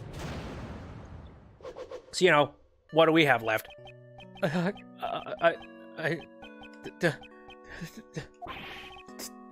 it! And he's gone. He dashed out of here at full speed. It seems if there's one thing he's the best at, it's running away. Please don't run away anymore, sir. You'll be fine. April 6th, 1:15 p.m. Outside the Grand Tower, Tower Plaza. Well, shit. Curses! We're running out of time. We should check with Mr. Shields. I'd also like to know what the situation is like on their end. But they're in court. But Mr. DeBest ran off again. We'll just give them the new information we discovered. Francisco will take his place. I wonder if that's gonna be enough. It can't be helped. Since he ran away, there's nothing more we can do.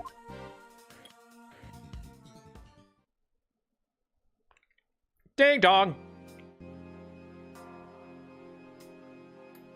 Boy, you guys must be bored.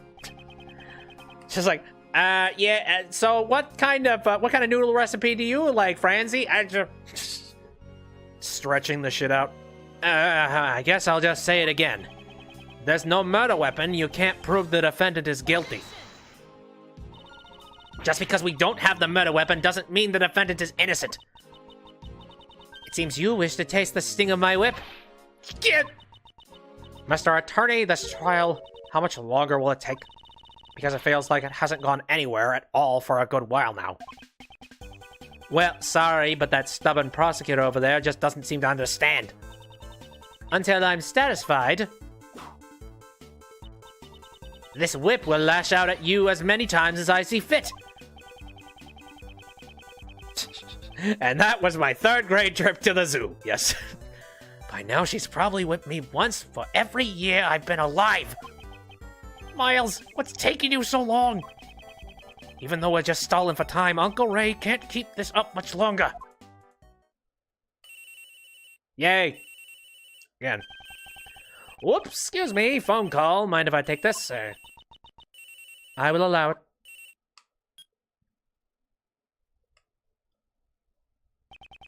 Mr. Shields. Oh, Miles, it's you. How's it going over there? We found Sebastian.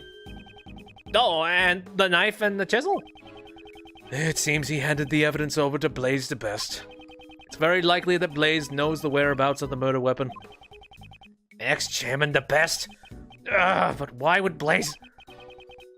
That I don't know yet. However, there may be some hidden connection between Patricia Rowland and Blaze. Again, they were doing many horrible things behind the scenes in the prison. Gotcha. In that case, I'll issue a subpoena for Blaze DeBest right away. I'll grill him personally. I will continue to search for the missing evidence. And for John as well. Try to hurry it up, would you? We're at our wit's end over here. Feels like the verdict could be handed down any moment. Understood. How much longer can Judge Courtney's heart hold out? I know she's in a lot of pain. I've got to hurry. So, how's the trial going? Blaze will be taking the stand. I don't know how things will turn out, though. He'll do anything, from hiding evidence to kidnapping. He really is nothing but trouble. I agree. We should probably take another look at the evidence concerning him. Okay, leave it to me. First, here's the latest evidence, fresh from the scene. They're the gloves from earlier, although I'm certainly curious about them. Anything else? The case files from the IS-7 incident. If I recall, Blaze was also involved in this, right? Indeed, he was involved in destroying the evidence. For now, let's keep this on hand.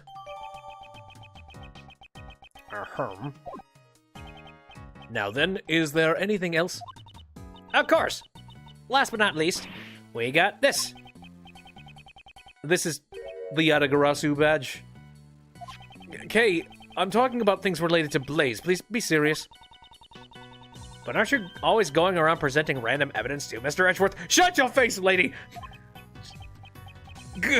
No, well, that's the...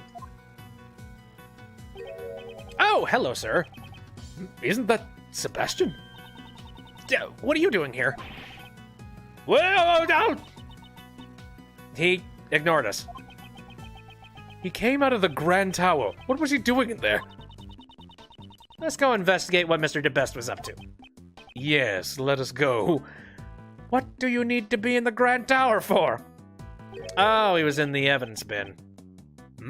The hatch is open. It might be Mr. DeBest who opened it. Did Sebastian come in here? Mr. Edgeworth, over there. The safe's open. Did he come here to open that? Let's examine it thoroughly. Yes, every suspicious looking nook and cranny. Well, let's... First off, let me look in the door. I assume there isn't anything different in this room. There's something inside the safe. Ooh, the chessboard. Let's go ahead and have a look. There are some documents in here. It's just a bunch of papers and... Huh? There's a photo here, too. This is a picture of... Huh? That's Mr. Knightley! Horace Knightley, the president's bodyguard. Why is this picture here? And what are all these papers for? I don't know. We still have to read the documents to find out. I'm all but certain there is a connection between Knightley and Dogen. Dogen's chess partner, whose identity remained unknown until now, was actually Knightley all along. That is proof enough. Tomorrow I shall interrogate him in the warden's office. I'll get him to confess that he's one of Dogen's henchmen. That thing he laid to rest near the fall hour bed 12 years ago. You simply must retrieve it. Now, this seems to be a report about Knightley. Not to mention it was apparently written before Knightley was killed. Horace Knightley was murdered while he was being interrogated in the warden's office. Judging from the contents, this document was probably written by Patricia Rowland. I knew it! The question, however, is who this report was addressed to. The owner of this safe is... The conductor, Blaise de Best. So this proves that Mr. Rowland and Blaise are connected! Indeed! However, it's not just the two of them. Blaise de Best and Patricia Rowland were searching for Dogen's henchman. Sir Dogen, that dog-loving assassin. This means that there is a hidden connection between the three of them. I wonder what it could be. I don't know, but it must be related to this case. Again, everything in this game has been connected in some capacity. It's a little insane. There's some other stuff here that I remember seeing. There's something on his finger. Let's have a closer look. Oh, it looks like an expensive ring.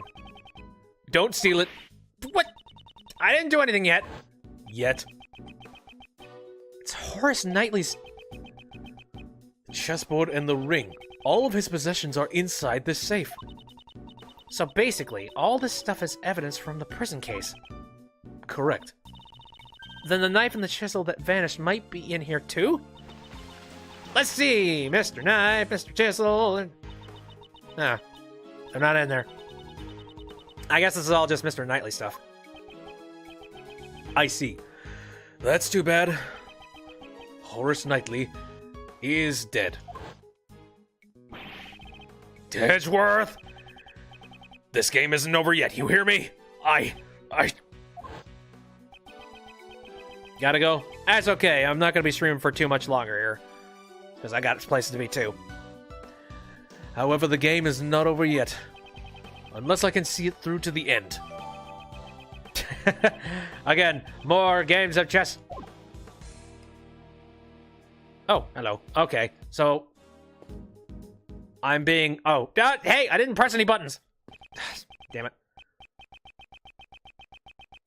Oh, God. Young lady, good sir, might I interest you in some cotton candy?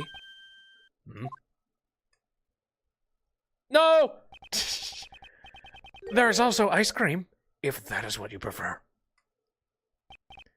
You! Shelley de Killer! It's good to see you are well, Mr. Edgeworth. What are you doing in a place like this? As you can see, I am selling cotton candy. Would you care for some heavenly cotton candy? Even sweeter than death. One bite will send you straight to heaven. That's definitely not something I'd want to buy from De Killer. Rat's poison. The meaning of my message. Have you understood it? I congratulate you on resolving the case. However, can you truly say in good conscience that it has been solved? Have you been spying on us this whole time? Spying? Heavens, no! I was simply watching over you.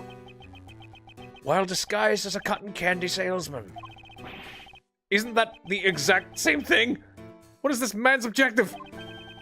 Were you the one who murdered the president? No. The contract with my client has already been expired. President Huang is a bit of a celebrity in the world of assassins, you see. There. Over the years, many attempts on his life were made, and yet he stubbornly lives on. He is a robust man surrounded by flawless security.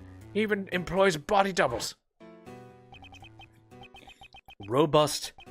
That President Rotund seems more apt. However, it seems this time the President's security wasn't exactly flawless. Mr. Rook had only just prevented your previous assassination, but this time, I did not kill him. It is not my principle to kill needlessly. I am also grateful to Rook, a worthy adversary who was connected to me by fate. Thanks to that man, I did not kill a target who had no value to be killed. Thanks to Rook preventing the assassination? What does he mean? My client deliberately gave me a false target. It was betrayal most foul. I am now searching for my client. In all likelihood, it is the same person you are looking for. Is he saying that his client murdered the president? Just who is this person you're referring to? I myself am not allowed to say. It would be a violation of the rules. I cannot disclose the identity of my clients. For to do so would create a problem of trust with my other clients. This is precisely why I am personally searching for them myself. what are you going to do when you find your client? Of course, they shall be rewarded with a punishment most befitting of a traitor. What? That person... What'll happen to them? I will leave that up to your imagination. It certainly won't be anything pleasant. Oh, yes, I will tell you just one more thing. 3 days ago, Sirhan Dogan escaped from prison. Oh, Jesus! What? Great! 3 nights passed, Dogan's solitary cell was found vacant. It was almost as if he knew I would come to pay him a visit. He visited Dogan's cell? Could it be that the person the killer is searching for is... Well then, if you'll excuse me, I must get going. I must get going. Must be off. Must be on the road. Let us both do our best in tracking down that person. Well, we'll see whether or not they live or die, depending on how quickly I can. So the killer and Dogan, these 2 assassins.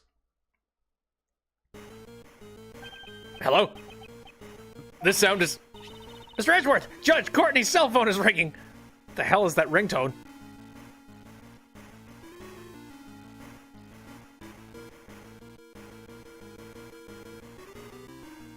Da-da-da-da, da-da-da-da. I'm not sure. Probably a reference to something. Maybe it has to do with the bull. Could it be John? Oh. Mr. Edgeworth, how are you doing? Who is this? Sounds like they're using a voice changer. Uh-oh. Who is this? Someone you've been searching for. The one in the red hood. The Red Hood?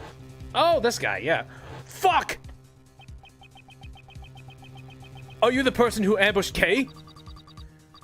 Brilliant deduction. I'd expect no less from a prodigy prosecutor such as yourself. Mr. Edgeworth, I want to listen in on this too. Very well. I'll put it on speaker. Well, I must say that I didn't expect the girl to get amnesia. Hey, what's that supposed to mean? But that's not all, you see. Perhaps I should let you in on this, Mr. Edgeworth. Actually, I was the one who ordered Blaze DeBest to kill Jill Crane. What? This must be the person the killer spoke of.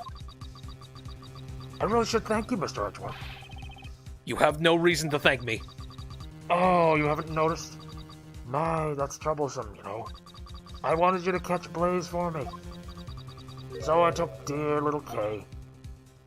What? If Kay was suspected, I knew you would investigate the case.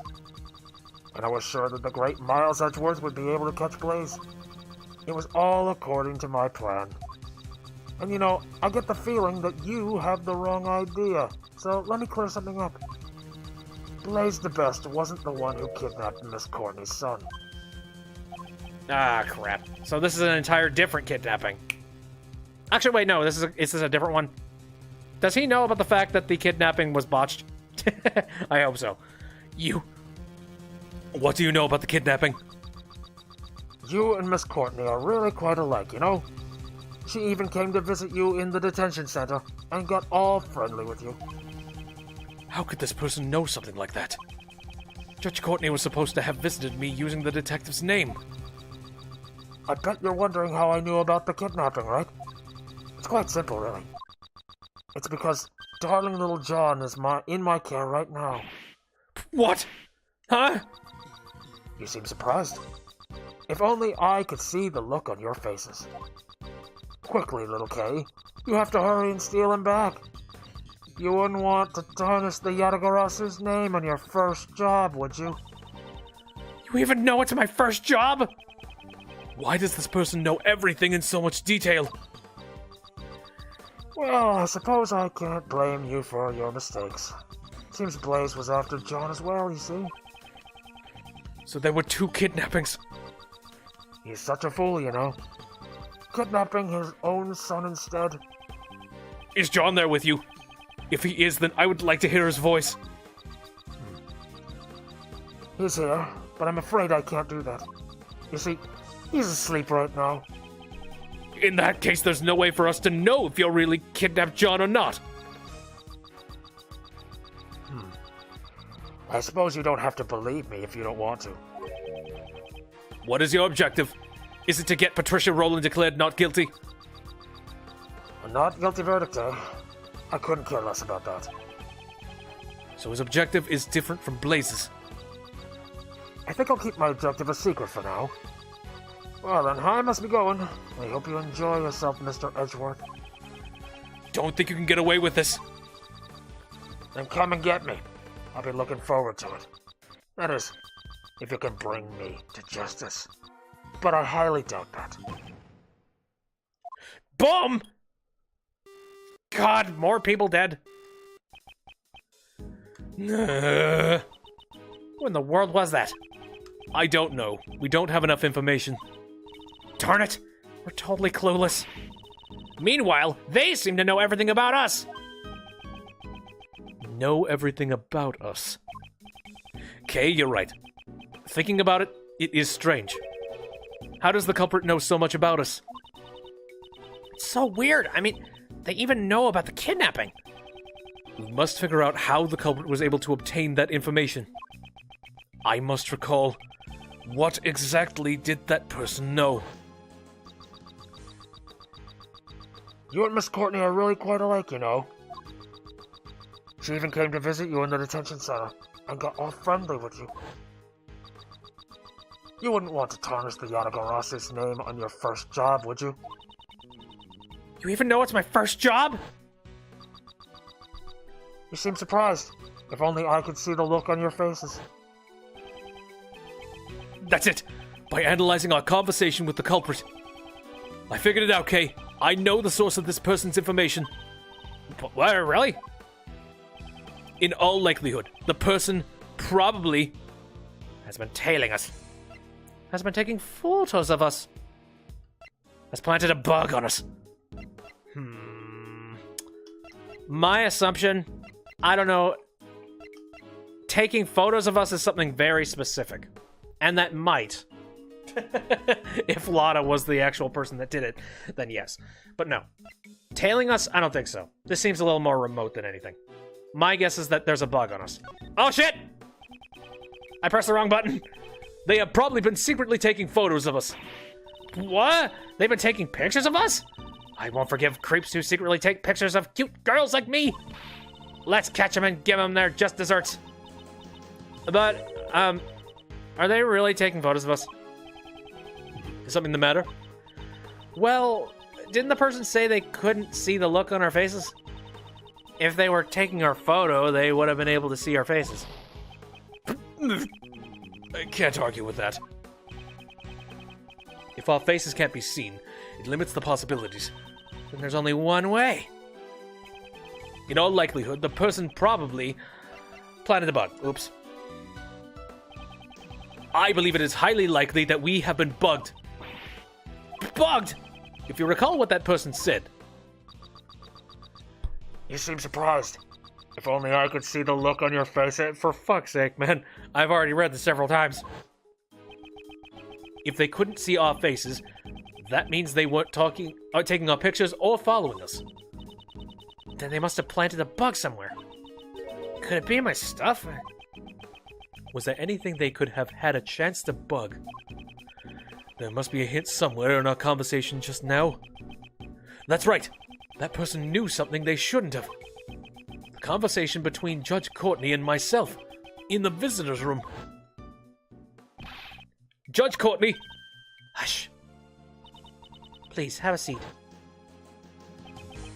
The only evidence I had with me at the time was... Where was the bug planted? In the badge! Okay, may I see your badge?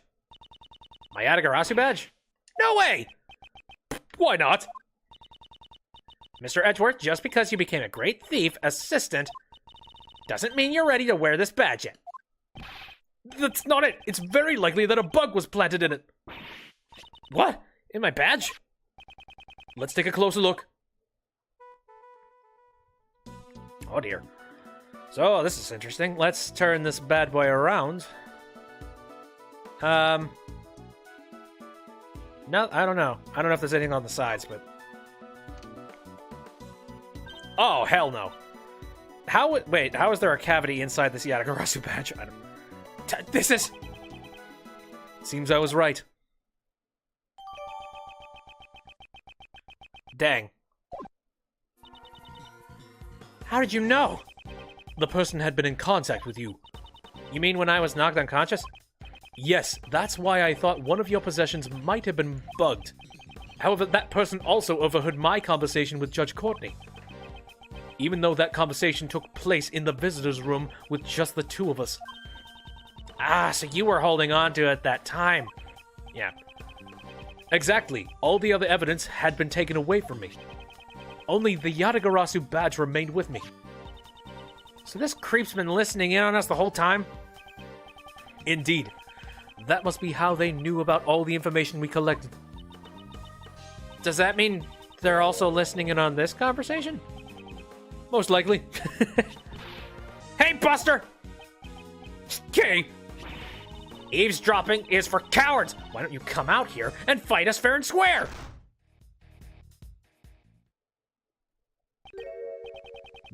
What was that sound just now? Ow! That's it. Nicole! Honestly, y'all scared the bejesus out of me. Your voices were so loud there, little missy. I was so surprised I done fell flat on my behind. I'm sorry. What were you getting so riled up for? You gotta hear this. It really grinds my gears. Yes, hey, don't give her any information. She's gonna put it in a tabloid. Okay, please just leave it at that. Unless you want to make tomorrow morning's headlines. That was close. Oh, shucks. Don't be such a stick in the mud. What's wrong with letting a gal open her heart and spill the beans? For now, I'll turn the bug off. Alright. So, did you find that kidnapper? Miss Swift, was the body you saw being kidnapped... this body in the photo? No, they ain't nothing alike.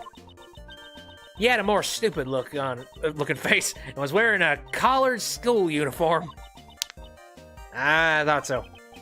Yet again, we were led astray by this woman's testimony.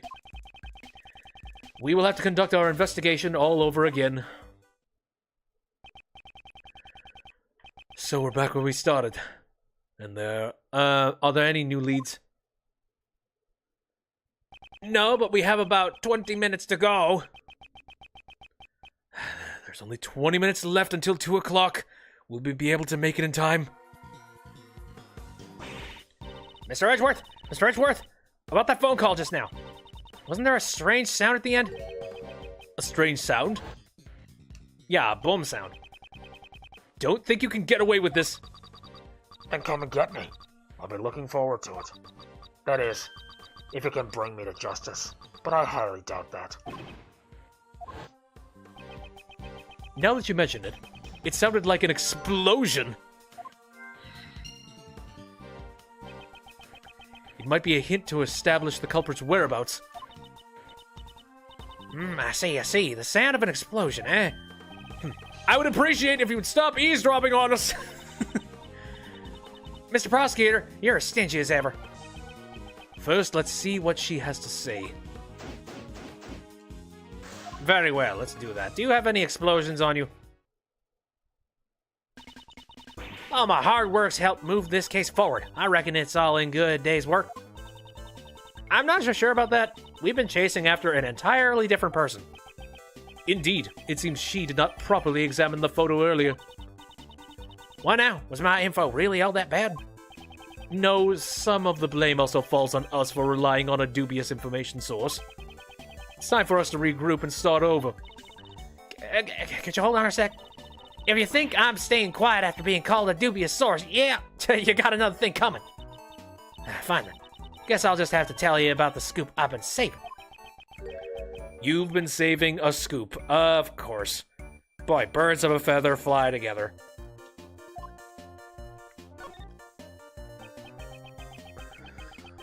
Although I'm not expecting much, let's hear it. What is this scoop of yours? It's Mozilla. I have the decisive evidence that this mighty Mozilla exists. Okay, let's go, Kay. Hold up, I'm being serious. Y'all might not believe it, but it's true. We don't have much time, but... I guess there's no other way. Would this decisive evidence of yours be something you recorded on that tape recorder? Ask Mr. Edgeworth for you. You're good at figuring things out, aren't you? It's the sound of Mozilla spewing out fire. This place nearly became a sea of flames. If you say so. Don't make that face. If you think I'm lying, then have a listen for yourself.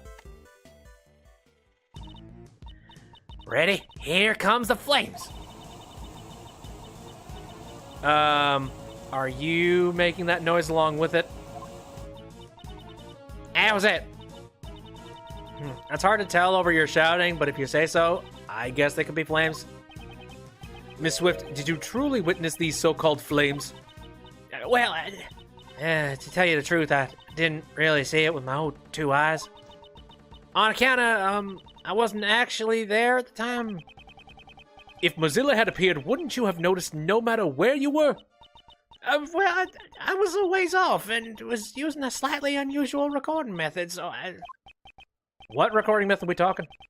Could you explain to me this recording method in more detail? I guess I just dug my own grave. Yay, we can hear the background. The background of a horrible tabloid. Truth is, I was aiming for a scoop, so I did me some wireless wiretapping. Wait a minute. Wireless wiretapping? There's no wires. How'd you tap them? Okay, please don't concern yourself with the semantics, not schematics. What am I at best? She was simply intercepting wireless communications and listening in without permission. I've been spending the last few days scooping out the Grand Tower with my mentor. So, you were investigating the black market auctions. In that case, you naturally would have taped the immediate area around the Grand Tower? You betcha, but, right then and there, I hear an ear-shattering roar. Finally, Mozilla appears. My heart's pounding. I feel it drawing near. So, everything except the sound is just her own personal impressions, right? In the end, it seems that you didn't actually see anything. Well, I reckon writing's more my thing. Anyway, as I continued tuning into the situation, little Miss K over there almost shatters my eardrums. Eavesdropping is for cowards. Why don't you come out here and fight us fair and square? What was that sound just now? Serves you right. Again, you're no better than the person with the bug. I see, Miss Swift. While you were eavesdropping, you were surprised by Kay's voice and fell over. In other words, you did not hear the voice directly. You heard it via the radio waves emitted by the bug, did you not? What?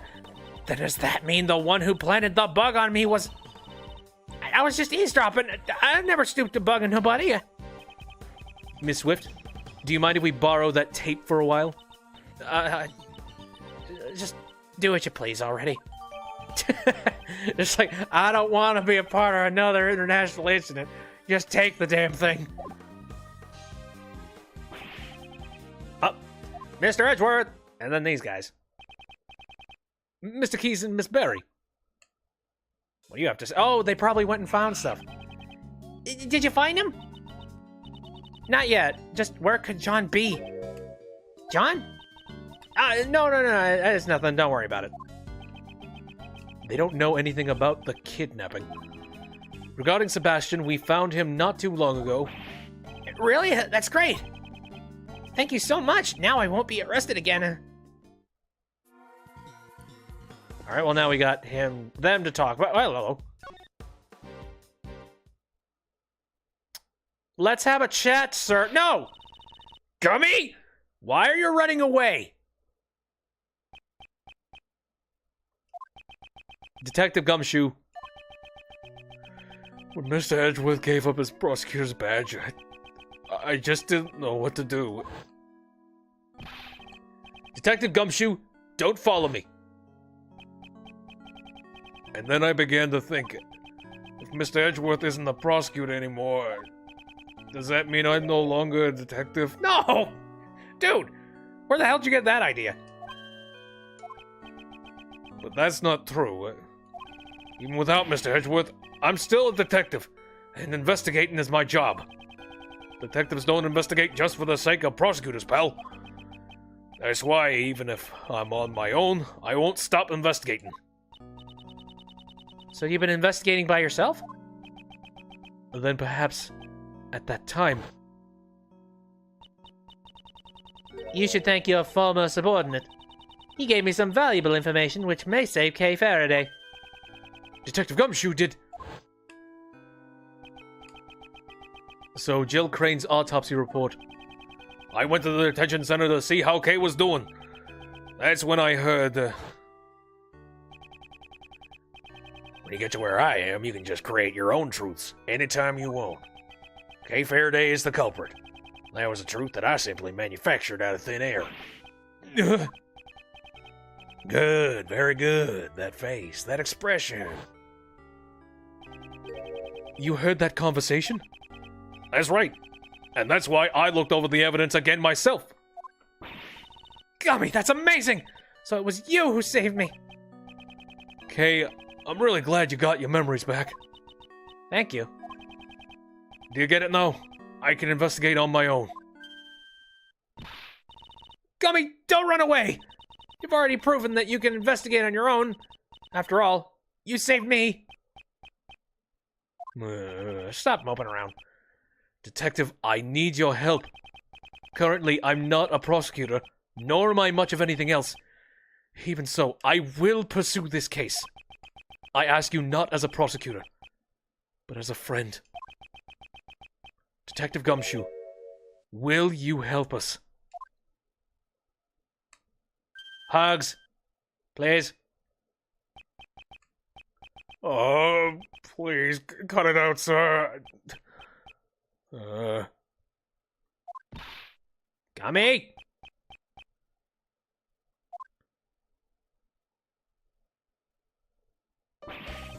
Okay, I get it. I get it, pal. I can't bear to see Mr. Edgeworth bowing his head to me like this. Gummy! Thank you, Detective. What do you want me to do, sir? Yay, we have a gumshoe back. Do you have any freaking evidence that could help us in the next 20 minutes? Detective Gumshoe, please tell me what you found in your investigation so far. Roger. Leave it to me, sir. I have 3 things to report. First up is about Kay's clothes that were sent to the crime lab. Traces of an extremely powerful sleeping drug called Sleepies were found on them. Back. Hello, Mario. So that means after Kay was drugged at Gourd Lake, she was brought to the roof of the Grand Tower. That's right, sir. Now, for item number 2. The footage from the security camera at the Grand Tower's elevator. The footage that captured President Huang and Judge Courtney going up to the roof. The elevator is generally the only way to get up to the rooftop. And if the elevator was used, the person who used it would be caught on camera. Exactly. In other words, if you look over the footage from a couple days ago, you should be able to see an unconscious Kay being carried up to the roof. Then, Gummy, does that mean you? I checked out all the footage from before the incident 2 days ago on Fast Forward. I see. And the result?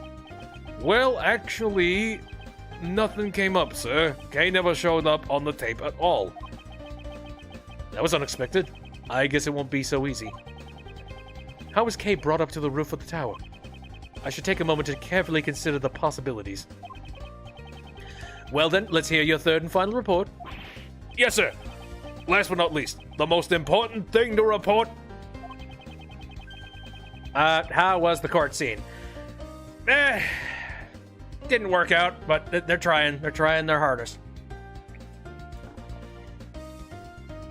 I'm so happy to be able to investigate with you again, Mr. Edgeworth. I'm gonna give it my all to arrest the culprit. That is all, sir. I apologize for putting you through so much, Detective Gumshoe. However, that was your most important report. It had nothing to do with the case at all. I would have preferred something that's actually useful. That merciless attitude. That's a Mr. Edgeworth, I know, sir. Well, good. Oh, now we talk about the kidnapping. A young boy has been kidnapped. I want you to help us search for him. Kidnapping, sir? You've helped out in kidnappings before, so here. The victim is a boy by the name of John Marsh. Ah, that kid with the horns. Yes, do you know about him? I saw that boy myself, sir. Was that this morning? That's right. He came out of that trailer over there, and then I walked towards the garbage pickup area. The garbage pickup area? Oh boy. And now the garbage comes in. It's right over there, pal. That's where all the trash from the Grand Tower office is collected. I don't know what happened after that. Since I left the place around then. Seems we must investigate the garbage pickup area. Yay, we will literally be swimming through trash. Alright, well, can I answer that? Oh, yes, I can.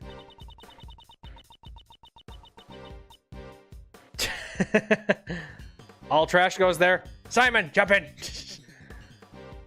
Gummy said John headed toward the garbage pickup area. Indeed, there might be some traces of him left behind. I won't rest until I've inspected every suspicious-looking nook and cranny. Oh, milk! No way, it stinks! This milk carton is... It's the one John was drinking out of. There's no mistake. Something must have happened to John here. Alright, garbage pickup at 11. Come on, Simon, it'll be fun. The garbage pickup time is at 11 a.m., so that's why there's no trash. When I looked here earlier, the place was overflowing with garbage, sir. I see. And there happened to be some boxes there. Maybe someone was carted off in another box. Looks like today is the day when bulk waste is collected during the garbage pickup. There really were a lot of bulky items placed here, pal. The garbage truck's compactor can crush any kind of garbage to dust. No, it seems in the case of bulk waste, it is transported as is without being crushed. Why do you know about how bulk waste is disposed of, Mr. Edgeworth? Maybe Mr. Shields, in order to accomplish Mr. Edgeworth's acquisition plan, sent him something like a moving process instructional brochure. There are times when you're so sharp it's scary, although there are few and far between. Combined with Detective Gumshoe's testimony, the chances are high that John was attacked at the garbage pickup area. Yeah. Oh dear. If it was here, then there wouldn't be many witnesses. But why would John have come to a place like this? It would be natural to think that he came here to throw something away. We have no way of knowing since the garbage truck has already collected everything.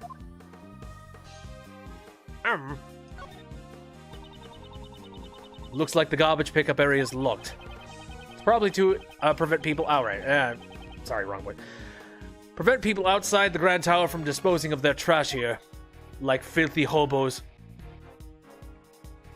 Anyway, I looked at the again. It's everything gets picked up at 11. Interesting. So, you had to have been picked up sometime before then or during that.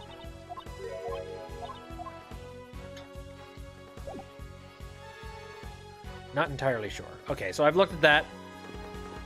I guess I have a bunch of logic sitting in my inventory. Let's see. Garbage pickup area. John's milk carton was found here. Likely the place he was attacked. On a taxi? Okay. Came through the plaza this morning. Technically, could the trash also be a factor in this?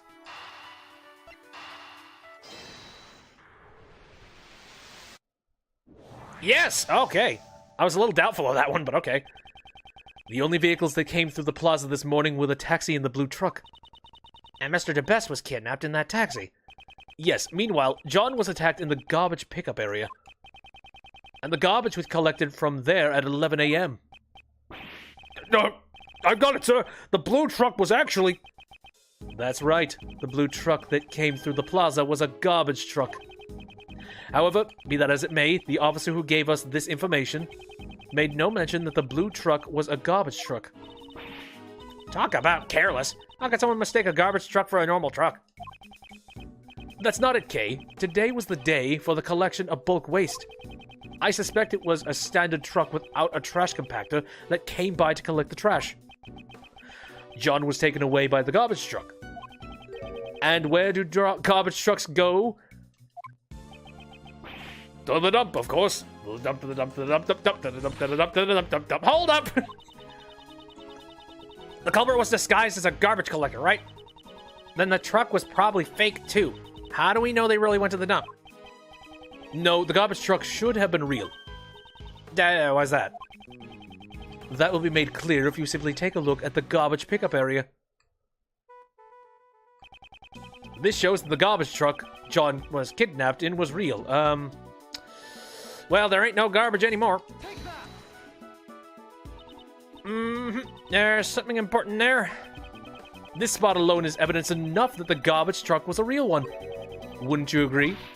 No, I don't. God damn it. I thought maybe the blank spot would be enough. If it wasn't a real garbage truck, it wouldn't have been able to collect the trash. Oh, wait. Is it the lock? That's it. That's probably what it is, the lock. Shit. Mr. Edgeworth, what makes you think that the garbage truck is real? Right, the lock. The garbage pickup area is locked. Oh, only a real garbage collector could have unlocked it to collect the trash. Precisely. We should assume that a genuine garbage truck was used. So it was a stolen garbage truck. For example, the kidnapper could have put John into a large cardboard box. If the box was mixed in with the rest of the bulk waste, the garbage collector would have carried John away without even knowing it. Exactly. The culprit would then lie in wait at the garbage dump. And if they said, I threw it away by mistake, the box would be returned to them. Any garbage dumps nearby? 2, in fact. Let's see. There's 2 of them. So, which garbage dump was he taken to? I have no freaking idea. Could there be a hint in any of the information I hold? Perhaps. Let me take a gander at the information we hold. The report on nightly... No, I don't think so. There's John's practice video. Here's a blue truck. Parked in front of the Grand Tower today, driver wasn't inside. I'm not entirely sure. What proof would there freaking be? Here. Okay, so I assume that I could probably... Whoopsies. Guide map of the area around the Grand Tower. My guess is that I could probably do some deducing over here, maybe. Or not. Let me try and remember certain things here. Other types of waste. Nothing specific about the waste management in this. Okay, so this was combustible waste. I wonder if there was anything in my thing that would work. Here. Can I use logic? John was likely taken to one of these two places. Which one was it?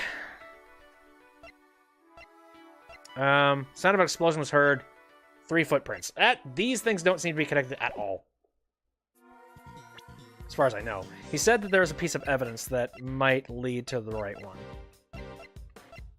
But what would it be?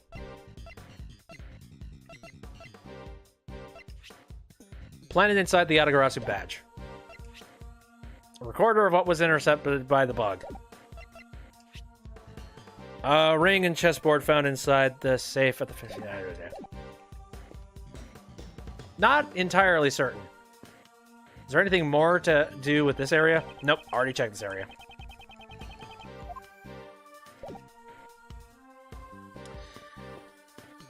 I'm not entirely sure.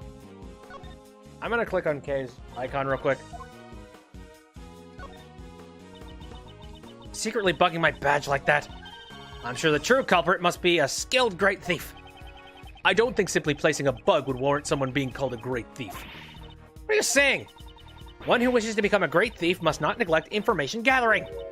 Even so, to be able to plant a bug without anyone noticing. How dare they act more great thief-like than me? I feel like you're getting upset for all the wrong reasons. It's just like Gummy to keep on investigating tirelessly. Seems that giving up my prosecutor's badge has caused trouble for the detective as well.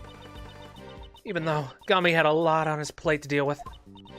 He was still worrying about me. That makes me so happy. Of course, I'm also grateful to you as well, Mr. Edgeworth. I only did what I felt was natural.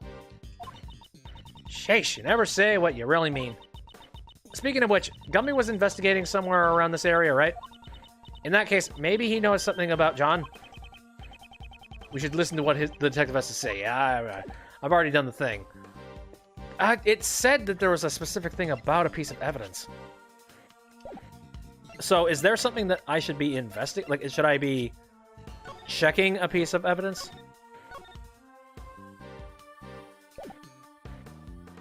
I'm trying to think of, if there's any kind of proof in question that would show.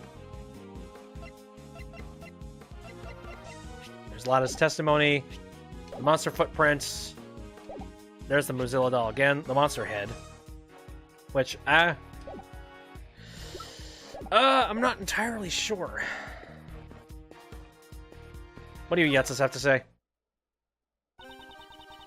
Even though Regina also searched with her friends, we were beaten to the punch.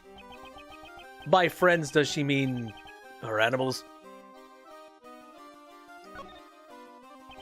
If I recall correctly, wasn't the Berry Big Circus supposed to have a performance today? Yep, that's right. We've all been practicing a lot for this upcoming performance. Will Simon also be performing? Of course! He's been practicing really hard, even though he keeps saying, no way, no way, no way, no way. He even rode in a balloon and did lots of advertising for us. So, Mr. Edgeworth, you should also come by and see Simon's heroics. Very well. That is, if we're able to successfully solve this case. And if not, we've lost everything. It sounded like you were saying you used animals in your search? Yep. I thought we would be able to find him if I used Regent and Astique, but Simon said, no way, no way, no way, no way, and stopped me. No fun. That would have been fun to just walk down the street. If Simon hadn't been there, there would probably be a mass panic right about now. Simon! Why did you stop her? Would have made the city more fun, like the circus. Mr. Edgeworth, please forgive me. Why is he apologizing to me? I haven't said anything. No, you did the right thing, sir. Okay, is there anything that I can do with you, or is this literally the same? Oh, yeah. As expected, Mr. Edgeworth. How'd you find him? Naturally, it was all thanks to his powers of logic and reasoning. Actually, it was just a coincidence. I guess we weren't any help at all, were we? Don't be silly, of course you helped. Really, thanks a lot. Where were you guys searching, Simon? I was a bit far off, but we searched around the Sunshine Coliseum. The Sunshine Coliseum. So they were by the shore. This pretty place. There were a lot of people at the event there, so I thought he might have gone as well. An event? Sounds like fun. At a festival? I want to go too. It was a lot of fun. There were food stands, fireworks, and much more.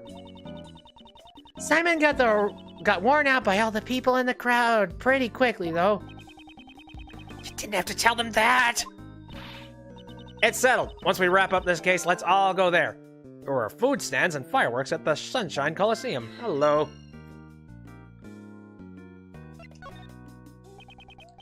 At any rate, I'm glad you were able to find him so quickly.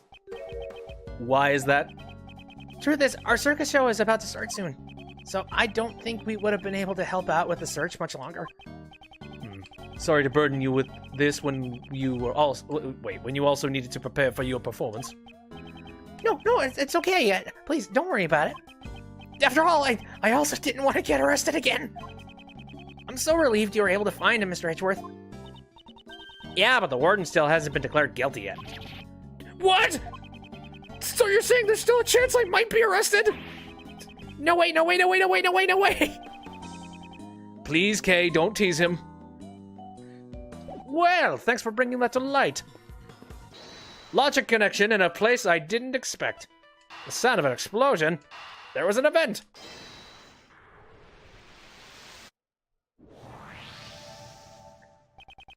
Mr. Keys, didn't you say that there were fireworks at the Coliseum earlier? What about them? Were those fireworks set off during the day? Yeah, even just while we were there. A bunch of them were set off. What is it, Mr. Edgeworth? That explosion sound we heard at the end of the kidnapper's phone call could very well have been the fireworks. Don't think you can get away with this. Then come and get me.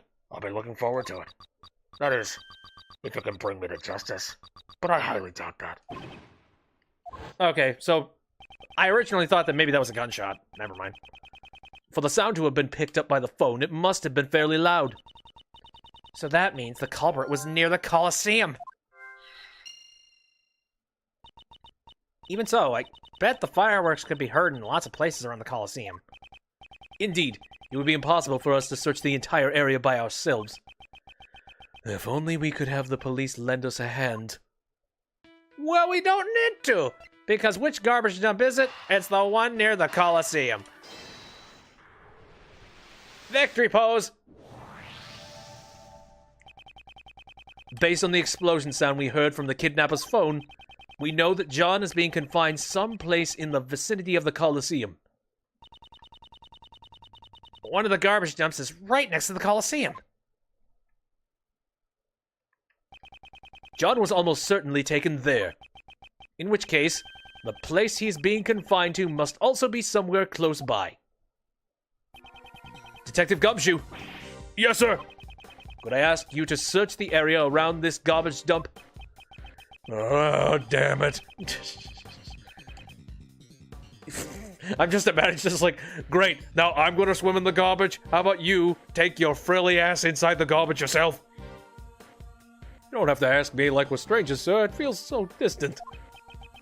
Please just order me around like you normally do.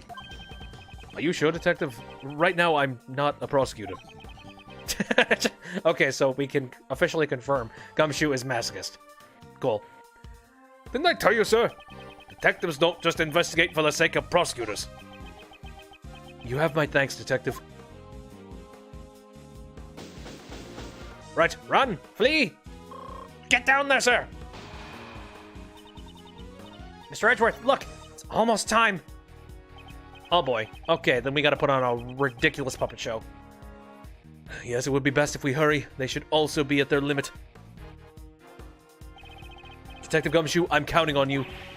Leave it to me, sir. This may be an unofficial investigation, but I'll call in any of my pals from the station to help. I'll help too. Stealing John back is my job, after all. I will be returning to the courtroom. I might be able to draw out some more time. Okay! Well then, even in the depths of night... The clock just struck 2. We have to hurry. Yes, sir. That's my introduction! When no other bird dares to take flight! April 6th, 2:16 p.m. District Court. Courtroom number 3. Oh boy. We're all at wit's end. We're here! Well, if it isn't former Prosecutor Edgeworth. Blaze the best. Witness! Face forward! We're not done talking yet! Like I said, you see, well, exactly what I have needed to help that person out, Your Honor. You know, it's a crying shame, having a beautiful woman declared guilty. Honestly, it brings tears to my eyes. Well, you see, there's no reason for me to go out of my way to hide evidence just to save her. However, we still have the testimony of your son, Prosecutor DeBest. He testified that he handed the evidence over to you. Guess he got a new beard. Yeah, he's got like 12 on stock. Well, I haven't the slightest clue what he was talking about.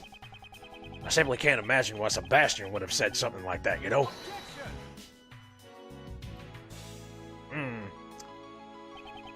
What if there is evidence that shows your connection with Warden Roland?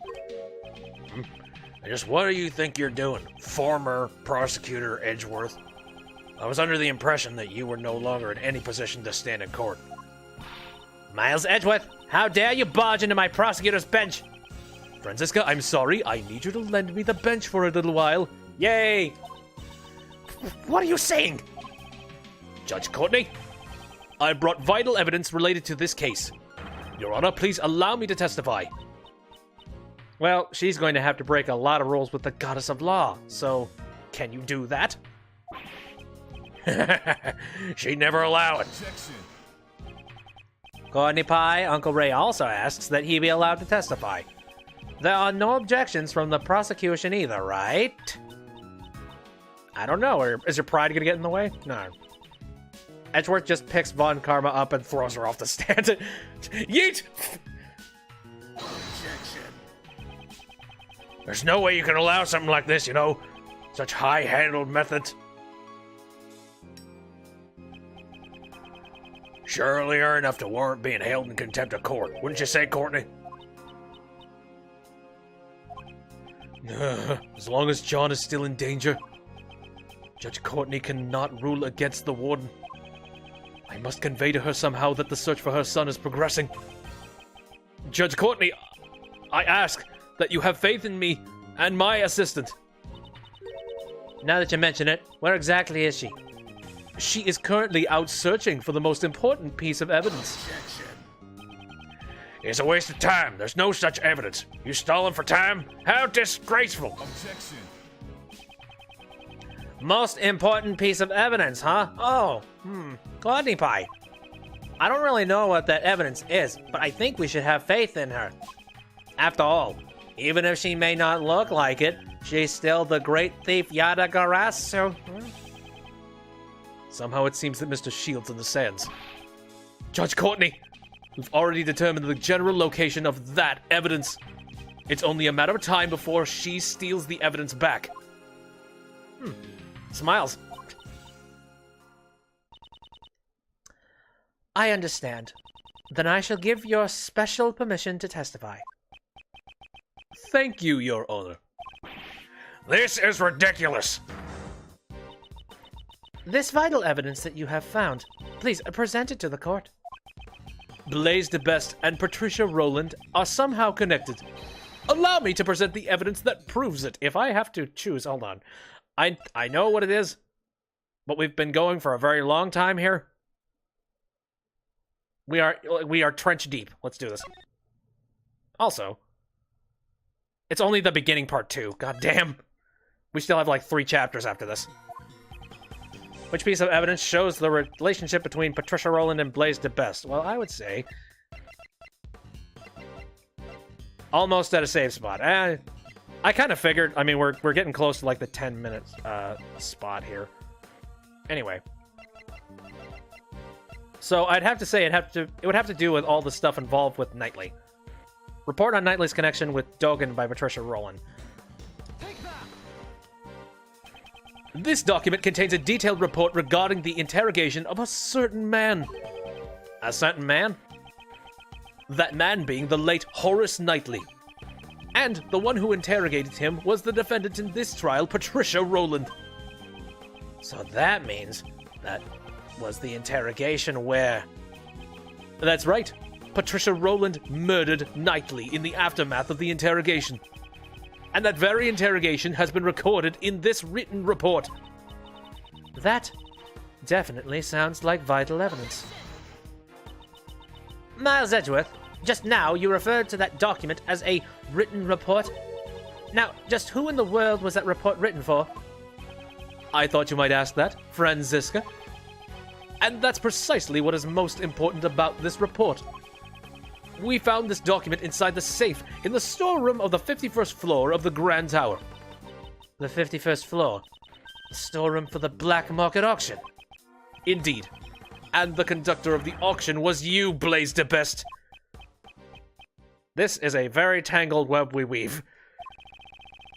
You received a report about the victim from Warden Rowland. In the face of this evidence, can you still say you have no connection to this case? In regards to that, I refuse to answer. What? It is yet to be proven in court that I was the conductor of the black market auction. Oh, have you already forgotten the evidence of this morning? I believe I had already proved it back then, did I not? No, it's kind of conjecture-y. I will not deny that I was bested by you. However, that was at the crime scene. Who knows if the results will be the same in court? An acquittal is still possible, you see? Until it's been proven in court that I am the conductor of the black market auctions, you can't prove that document was addressed to me. Your logic is twisted. That's not very nice, you know. My logic isn't twisted, is it, Courtney? Don't you feel the same way? It was quite unlike you to allow former Prosecutor Edgeworth's statement just now, you know. It saddens me, you see, that you would fail to uphold the law as a judge should. In fact, I'm so upset by this, I may have no other choice but to use my last resort, you know? Don't burn!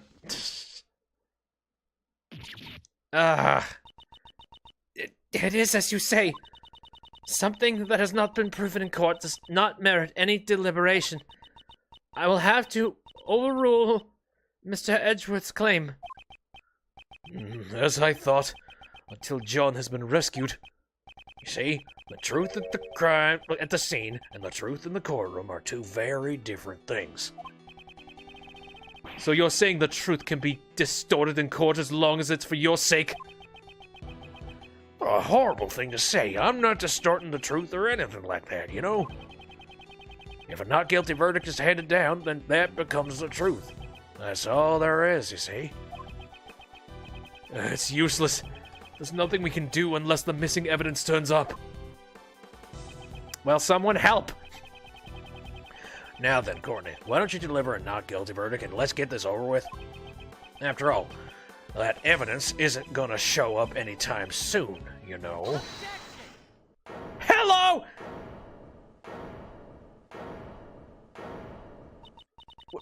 Who raised an objection just now?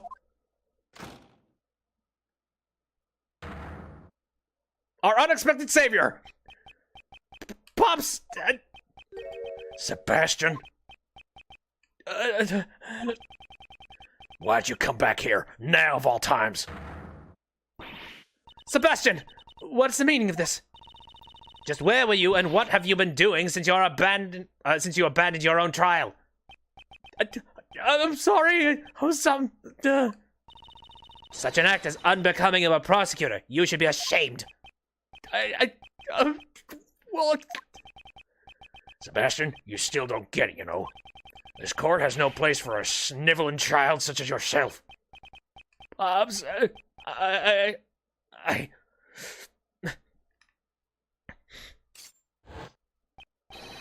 I've come to present new evidence, Your Honor. So, please, let me take my place back at the prosecutor's bench. Sebastian, I didn't think he would come back. Ooh, remix of the other theme. Neat. What's all this now, Sebastian? You don't seem at all like your normal self.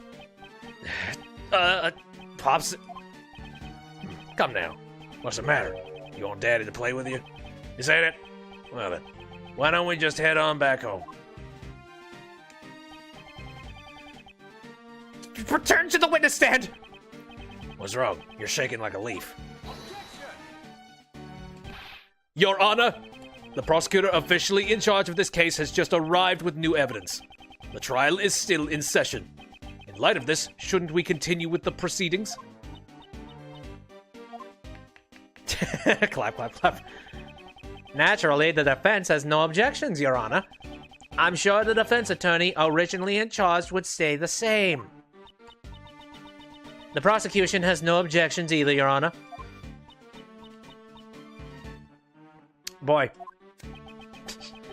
Continue with the proceedings? That won't be necessary. Isn't that right, Courtney? Blaze still believes that he was the one who kidnapped John. As long as John still hasn't been found, Judge Courtney will remain bound by Blaze, and nothing else will change that. Come on, Courtney, don't do it. Hey, cool. Phone. That sound is... Her cell phone. my phone as well. And Uncle Ray's phone's also. Mr. Edgeworth! Mr. Shields! Found him. We found John, sir! We've rescued John! Excellent work, Detective. That kid was the most important piece of evidence, right? Way to go, Kay. Yeah, I wanted to spread the word quickly, so I had everyone call. Well, they made quite an entrance. Ah, Gumshoe gave John his jacket, yes. Oh, dear God. But that one's not accounted for, right? Judge Courtney, it's for you.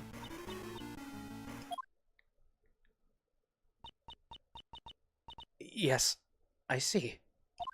I'm so glad you're safe. Make sure you properly thank everyone, okay? Be careful, and come home safe. Dish out some justice! Let us resume the proceedings. Now that I may once again swing my gavel to my heart's content. You're kidding, right? This is just a sad joke, you know? Witness? This is no joke. Please return to the stand. Prosecutor DeBest as well. Promptly return to your seat at the prosecutor's bench. Yes, Your Honor.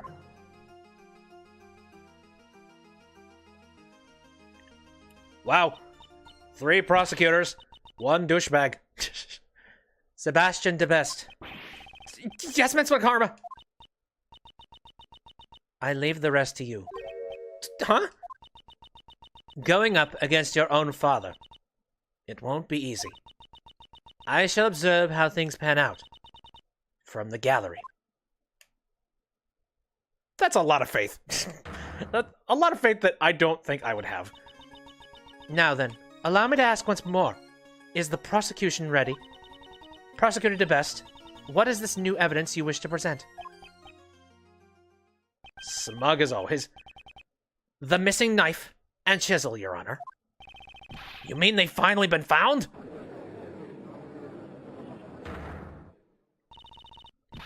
Prosecutor DeBest, is this true?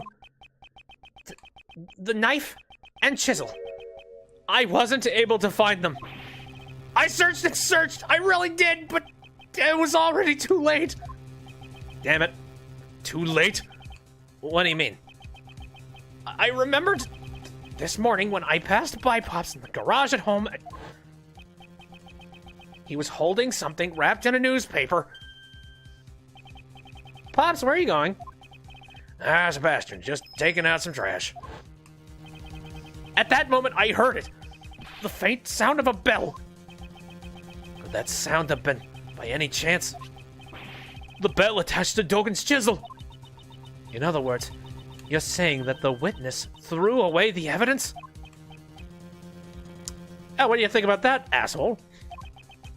I searched for it, but I didn't make it in time. I'm sorry! Where exactly did you search for it? The garbage dump! Yes. Which one did you go to, though? I went to the garbage dump and searched everywhere. I thought the evidence Pops threw away had to be there. Isn't that Sebastian? What are you doing here? Whoa! He ignored us. So at that time, he had gone to the garbage dump. But this was all I could find. It smells rather peculiar. It was from a garbage dump, ma'am. Now that you mention it, there's kind of a funky smell coming from you as well. What do you expect? I was digging through garbage. And what of the knife? I think it's buried somewhere in that giant mountain of trash. But I couldn't find it by myself. I understand. I shall accept this as evidence. Well done, Sebastian. You never betray my expectations, you know. You searched so desperately through the garbage, and that's all you have to show for it. Good. What a tearjerker. I'm tearing up already. Objection. It's a bit too early for tears, don't you think? We haven't examined the evidence proper yet. I think it's just a pointless waste of time, you know. I'm counting on you, Sebastian. Miles, show him that the truth can be exposed in court and take him down. Mr. Shields is backing us up. Now all we need is a breakthrough. Prosecutor the best. Let's take a closer look at the evidence. There's a part of me that feels like this is just us attempting to try and cover more time as other people are searching for evidence outside of us. Right. Right, now you get to learn how to examine shit. Let's have a look inside. It'd be great if we could find some kind of proof. Hello! This is the bell that was attached to Dogen's chisel. Are there any traces left behind on it? It's no good. There's not even a single smudge on it. What did you find, Prosecutor DeBest? Did you even find anything? Darn it! Of course you'd find nothing. Something like that can't be called evidence, you know? All it is trash. May be sad, but that's the truth, you see? Were Sebastian's efforts all for naught? I don't think so.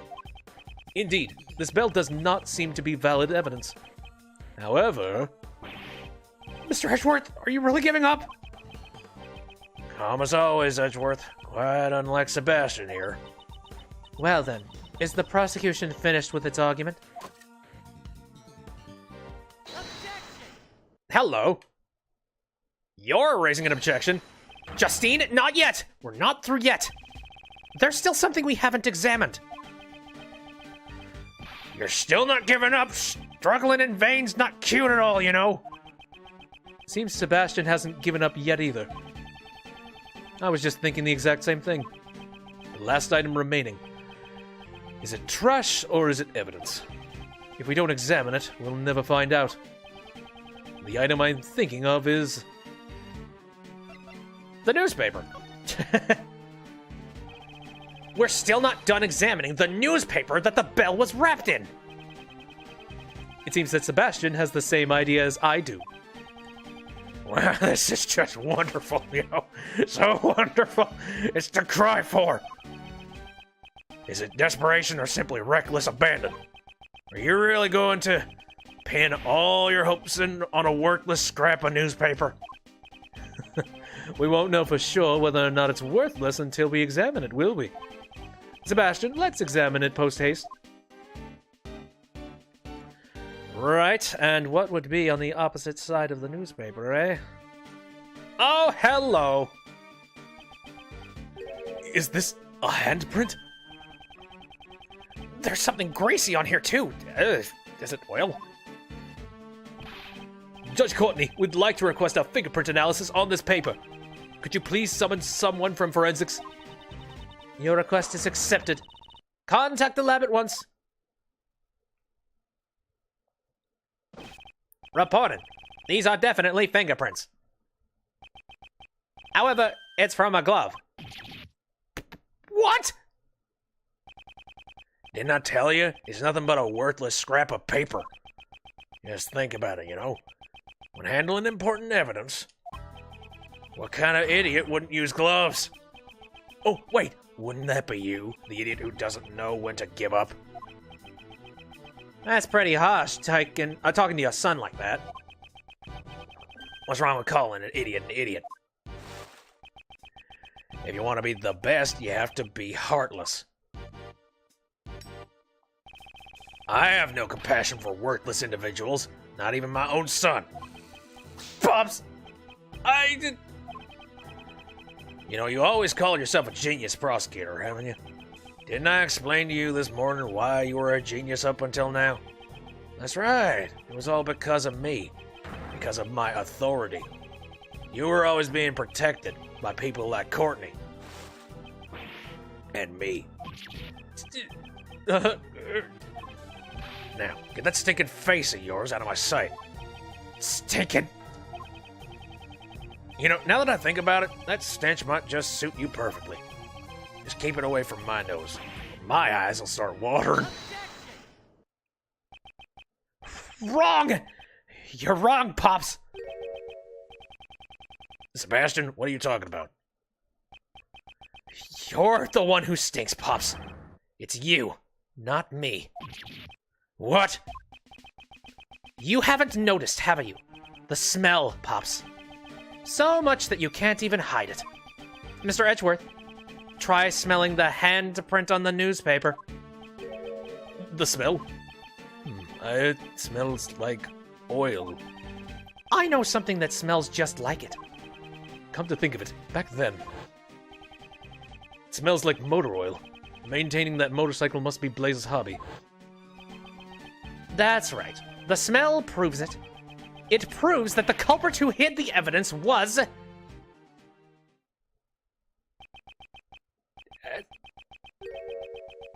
It's no good. I guess I can't become the best after all. I'm too soft. I could never be so heartless. I just can't bring down my father with my own hands! Prosecutor DeBest, summon your courage. Become a different prosecutor from your father. Wasn't that what you decided? We are prosecutors, and as prosecutors we stand in the courtroom.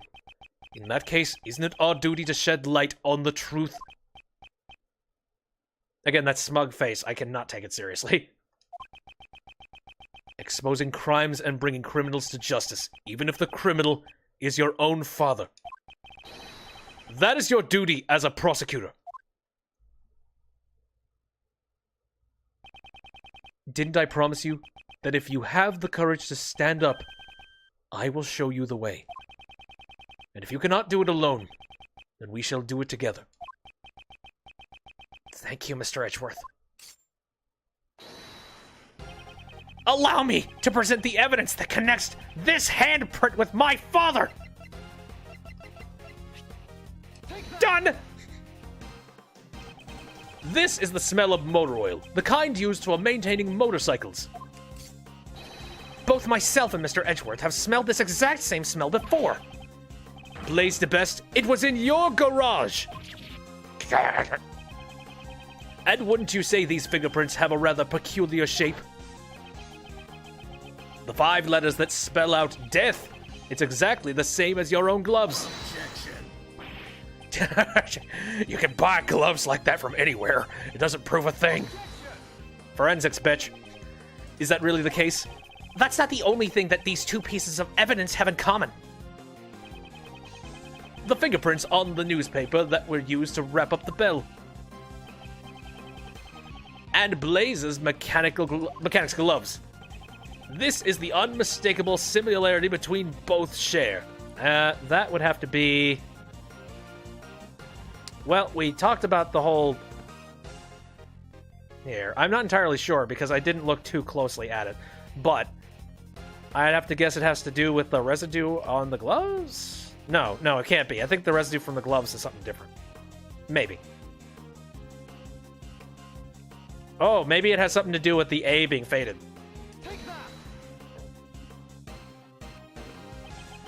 If you examine the imprint left by the letter A, you'll see the unmistakably... it's unmistakably from this glove. There. What? And that's not all. There's one more item we must take note of, namely these dirt stains. I suggest we do a comparative analysis of the dirt stains from the newspaper and the glove. If the contents match up, then it will prove to be decisive evidence. Bailiff, please have these dirt samples sent to forensics for analysis immediately. Judge Edgeworth, Sebastian! You lowly prosecutors, do you have any idea who I am? Pops, you can't run away anymore. It's been proven in court that you concealed the evidence, and that you tried to cover for the defendant. You're saying that I'm guilty? That I'll be sent to prison? Me, Blaze the Best? A couple of snot-nosed punks are gonna make me disappear. This must be some mistake. Be a man and admit your crimes. Do you really think you can survive if I'm not around? I'll be fine now. I thought I wanted to become the best prosecutor so I could get your approval, Pops.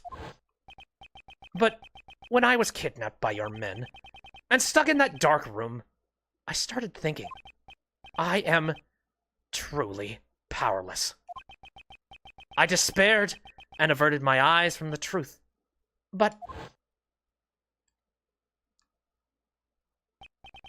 at that moment, Mr. Edgeworth stepped in and showed me the way. And now, I am no longer just a child chasing after his father's alga. I become capable. I can find evidence all on my own now. Oh, really? Garbage. Yep, that's his place in life. My man kidnapped you? Why were you? Pops, I'll show you the truth you never knew through this trial. Sebastian, how dare you speak to me like that? You should have just stayed an idiot's son. You may have hated me to the very end, Pops, but I've always looked up to you. Thank you for everything up until now. And goodbye. You... Since when did you? All you've ever been able to do was depend on me. Sebastian!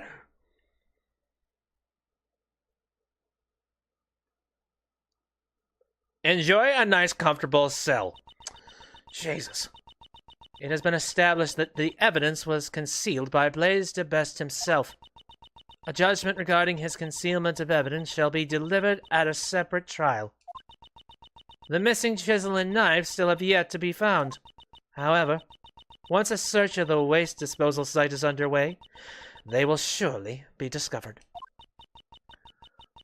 The knife will be found. What will happen to me if it's found? No need to worry. You'll simply receive the punishment you deserve for your crimes. Punishment? For me? Blaze, what in the world are you doing? You... After all your boasting of being able to create your own truths and not guilty verdicts. That's why I contacted you immediately after the present incident in the first place. And to make matters worse, you even kidnapped the wrong kid.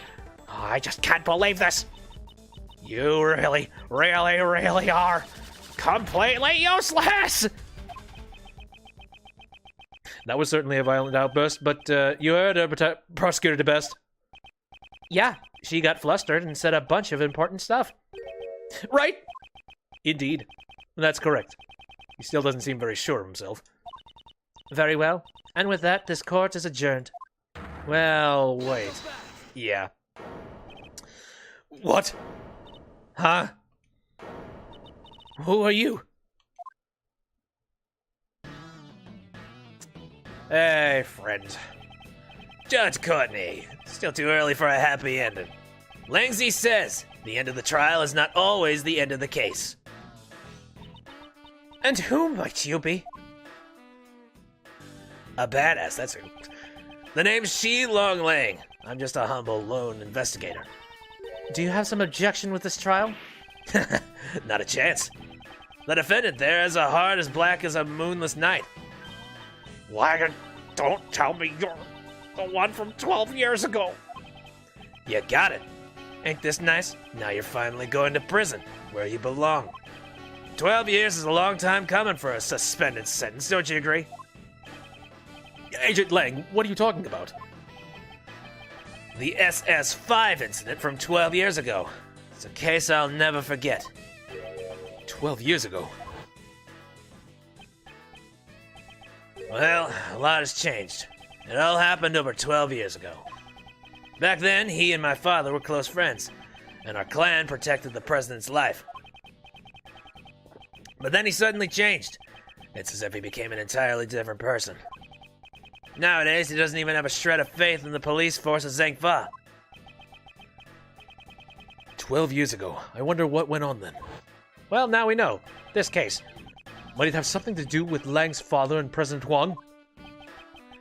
Patricia Rowland. And you, Blaze DeBest. Back then, the two of you killed off the Lang clan. Were you involved in the incident 12 years ago? That's right, I was. However, I'm not here to chase after ghosts of the past. I'm here for you, Justine Courtney. Me? You. And one other. Uh-oh. Crap. Hey, John. How you doing? You didn't murder, did you? John! Miss Courtney, you're coming along too. As a suspect in the murder of the president of Zhengfa, Ji Hung Huang. Agent Lang, what evidence do you... Settle down, Mr. Prosecutor. The investigation has only just begun. We're going to inspect the crime scene with the suspects in attendance. Agent Lang, did he get his hands on some new piece of evidence? If you have any objections, you can tag along as well. I shall do just that. Again, you quiet little bastard. Talk. The end of the trial is not always the end of the case. There are still many mysteries yet unsolved surrounding the murder of the president. Namely, the true nature of the giant monster, and... And come and get me. I'll be looking forward to it. That is, if you can bring me to justice. But I highly doubt that. the true identity of the person on the other end of the phone. To be continued. Wow, that was a long chapter. Holy shit. I don't think we had a save point once over the course of me doing this entire stream. But now we're here, and now I think this would be a good time to end it, because I have to go to the bathroom and several other things. And when we arrive, again, we're going to see this nonsense. But anyway, thanks everybody who popped in the stream just to say hi or watch this, watch me do things or give advice, joke about stuff. I don't know. Any of it. I appreciate it very much. If you wanted to take a look at this episode after it's done, I actually did pretty freaking good. I might not need to do too much editing aside from some, I don't know, some tiny stuff like when I went to go grab a water. That's about it. But I will be taking it and I'll be uploading it to the YouTube channel as soon as it's ready. As soon as it's ready. Sorry. Mush-mouthed after screaming for 3 hours. I stream on Saturdays, Sundays, and Wednesdays, all of them starting at around 7 o'clock p.m. Central Standard Time. Not sure what I'm going to be doing tomorrow. I'll figure that out when I get to it. But right now, I gotta go to the bathroom. So again, thanks for coming out. See you next time.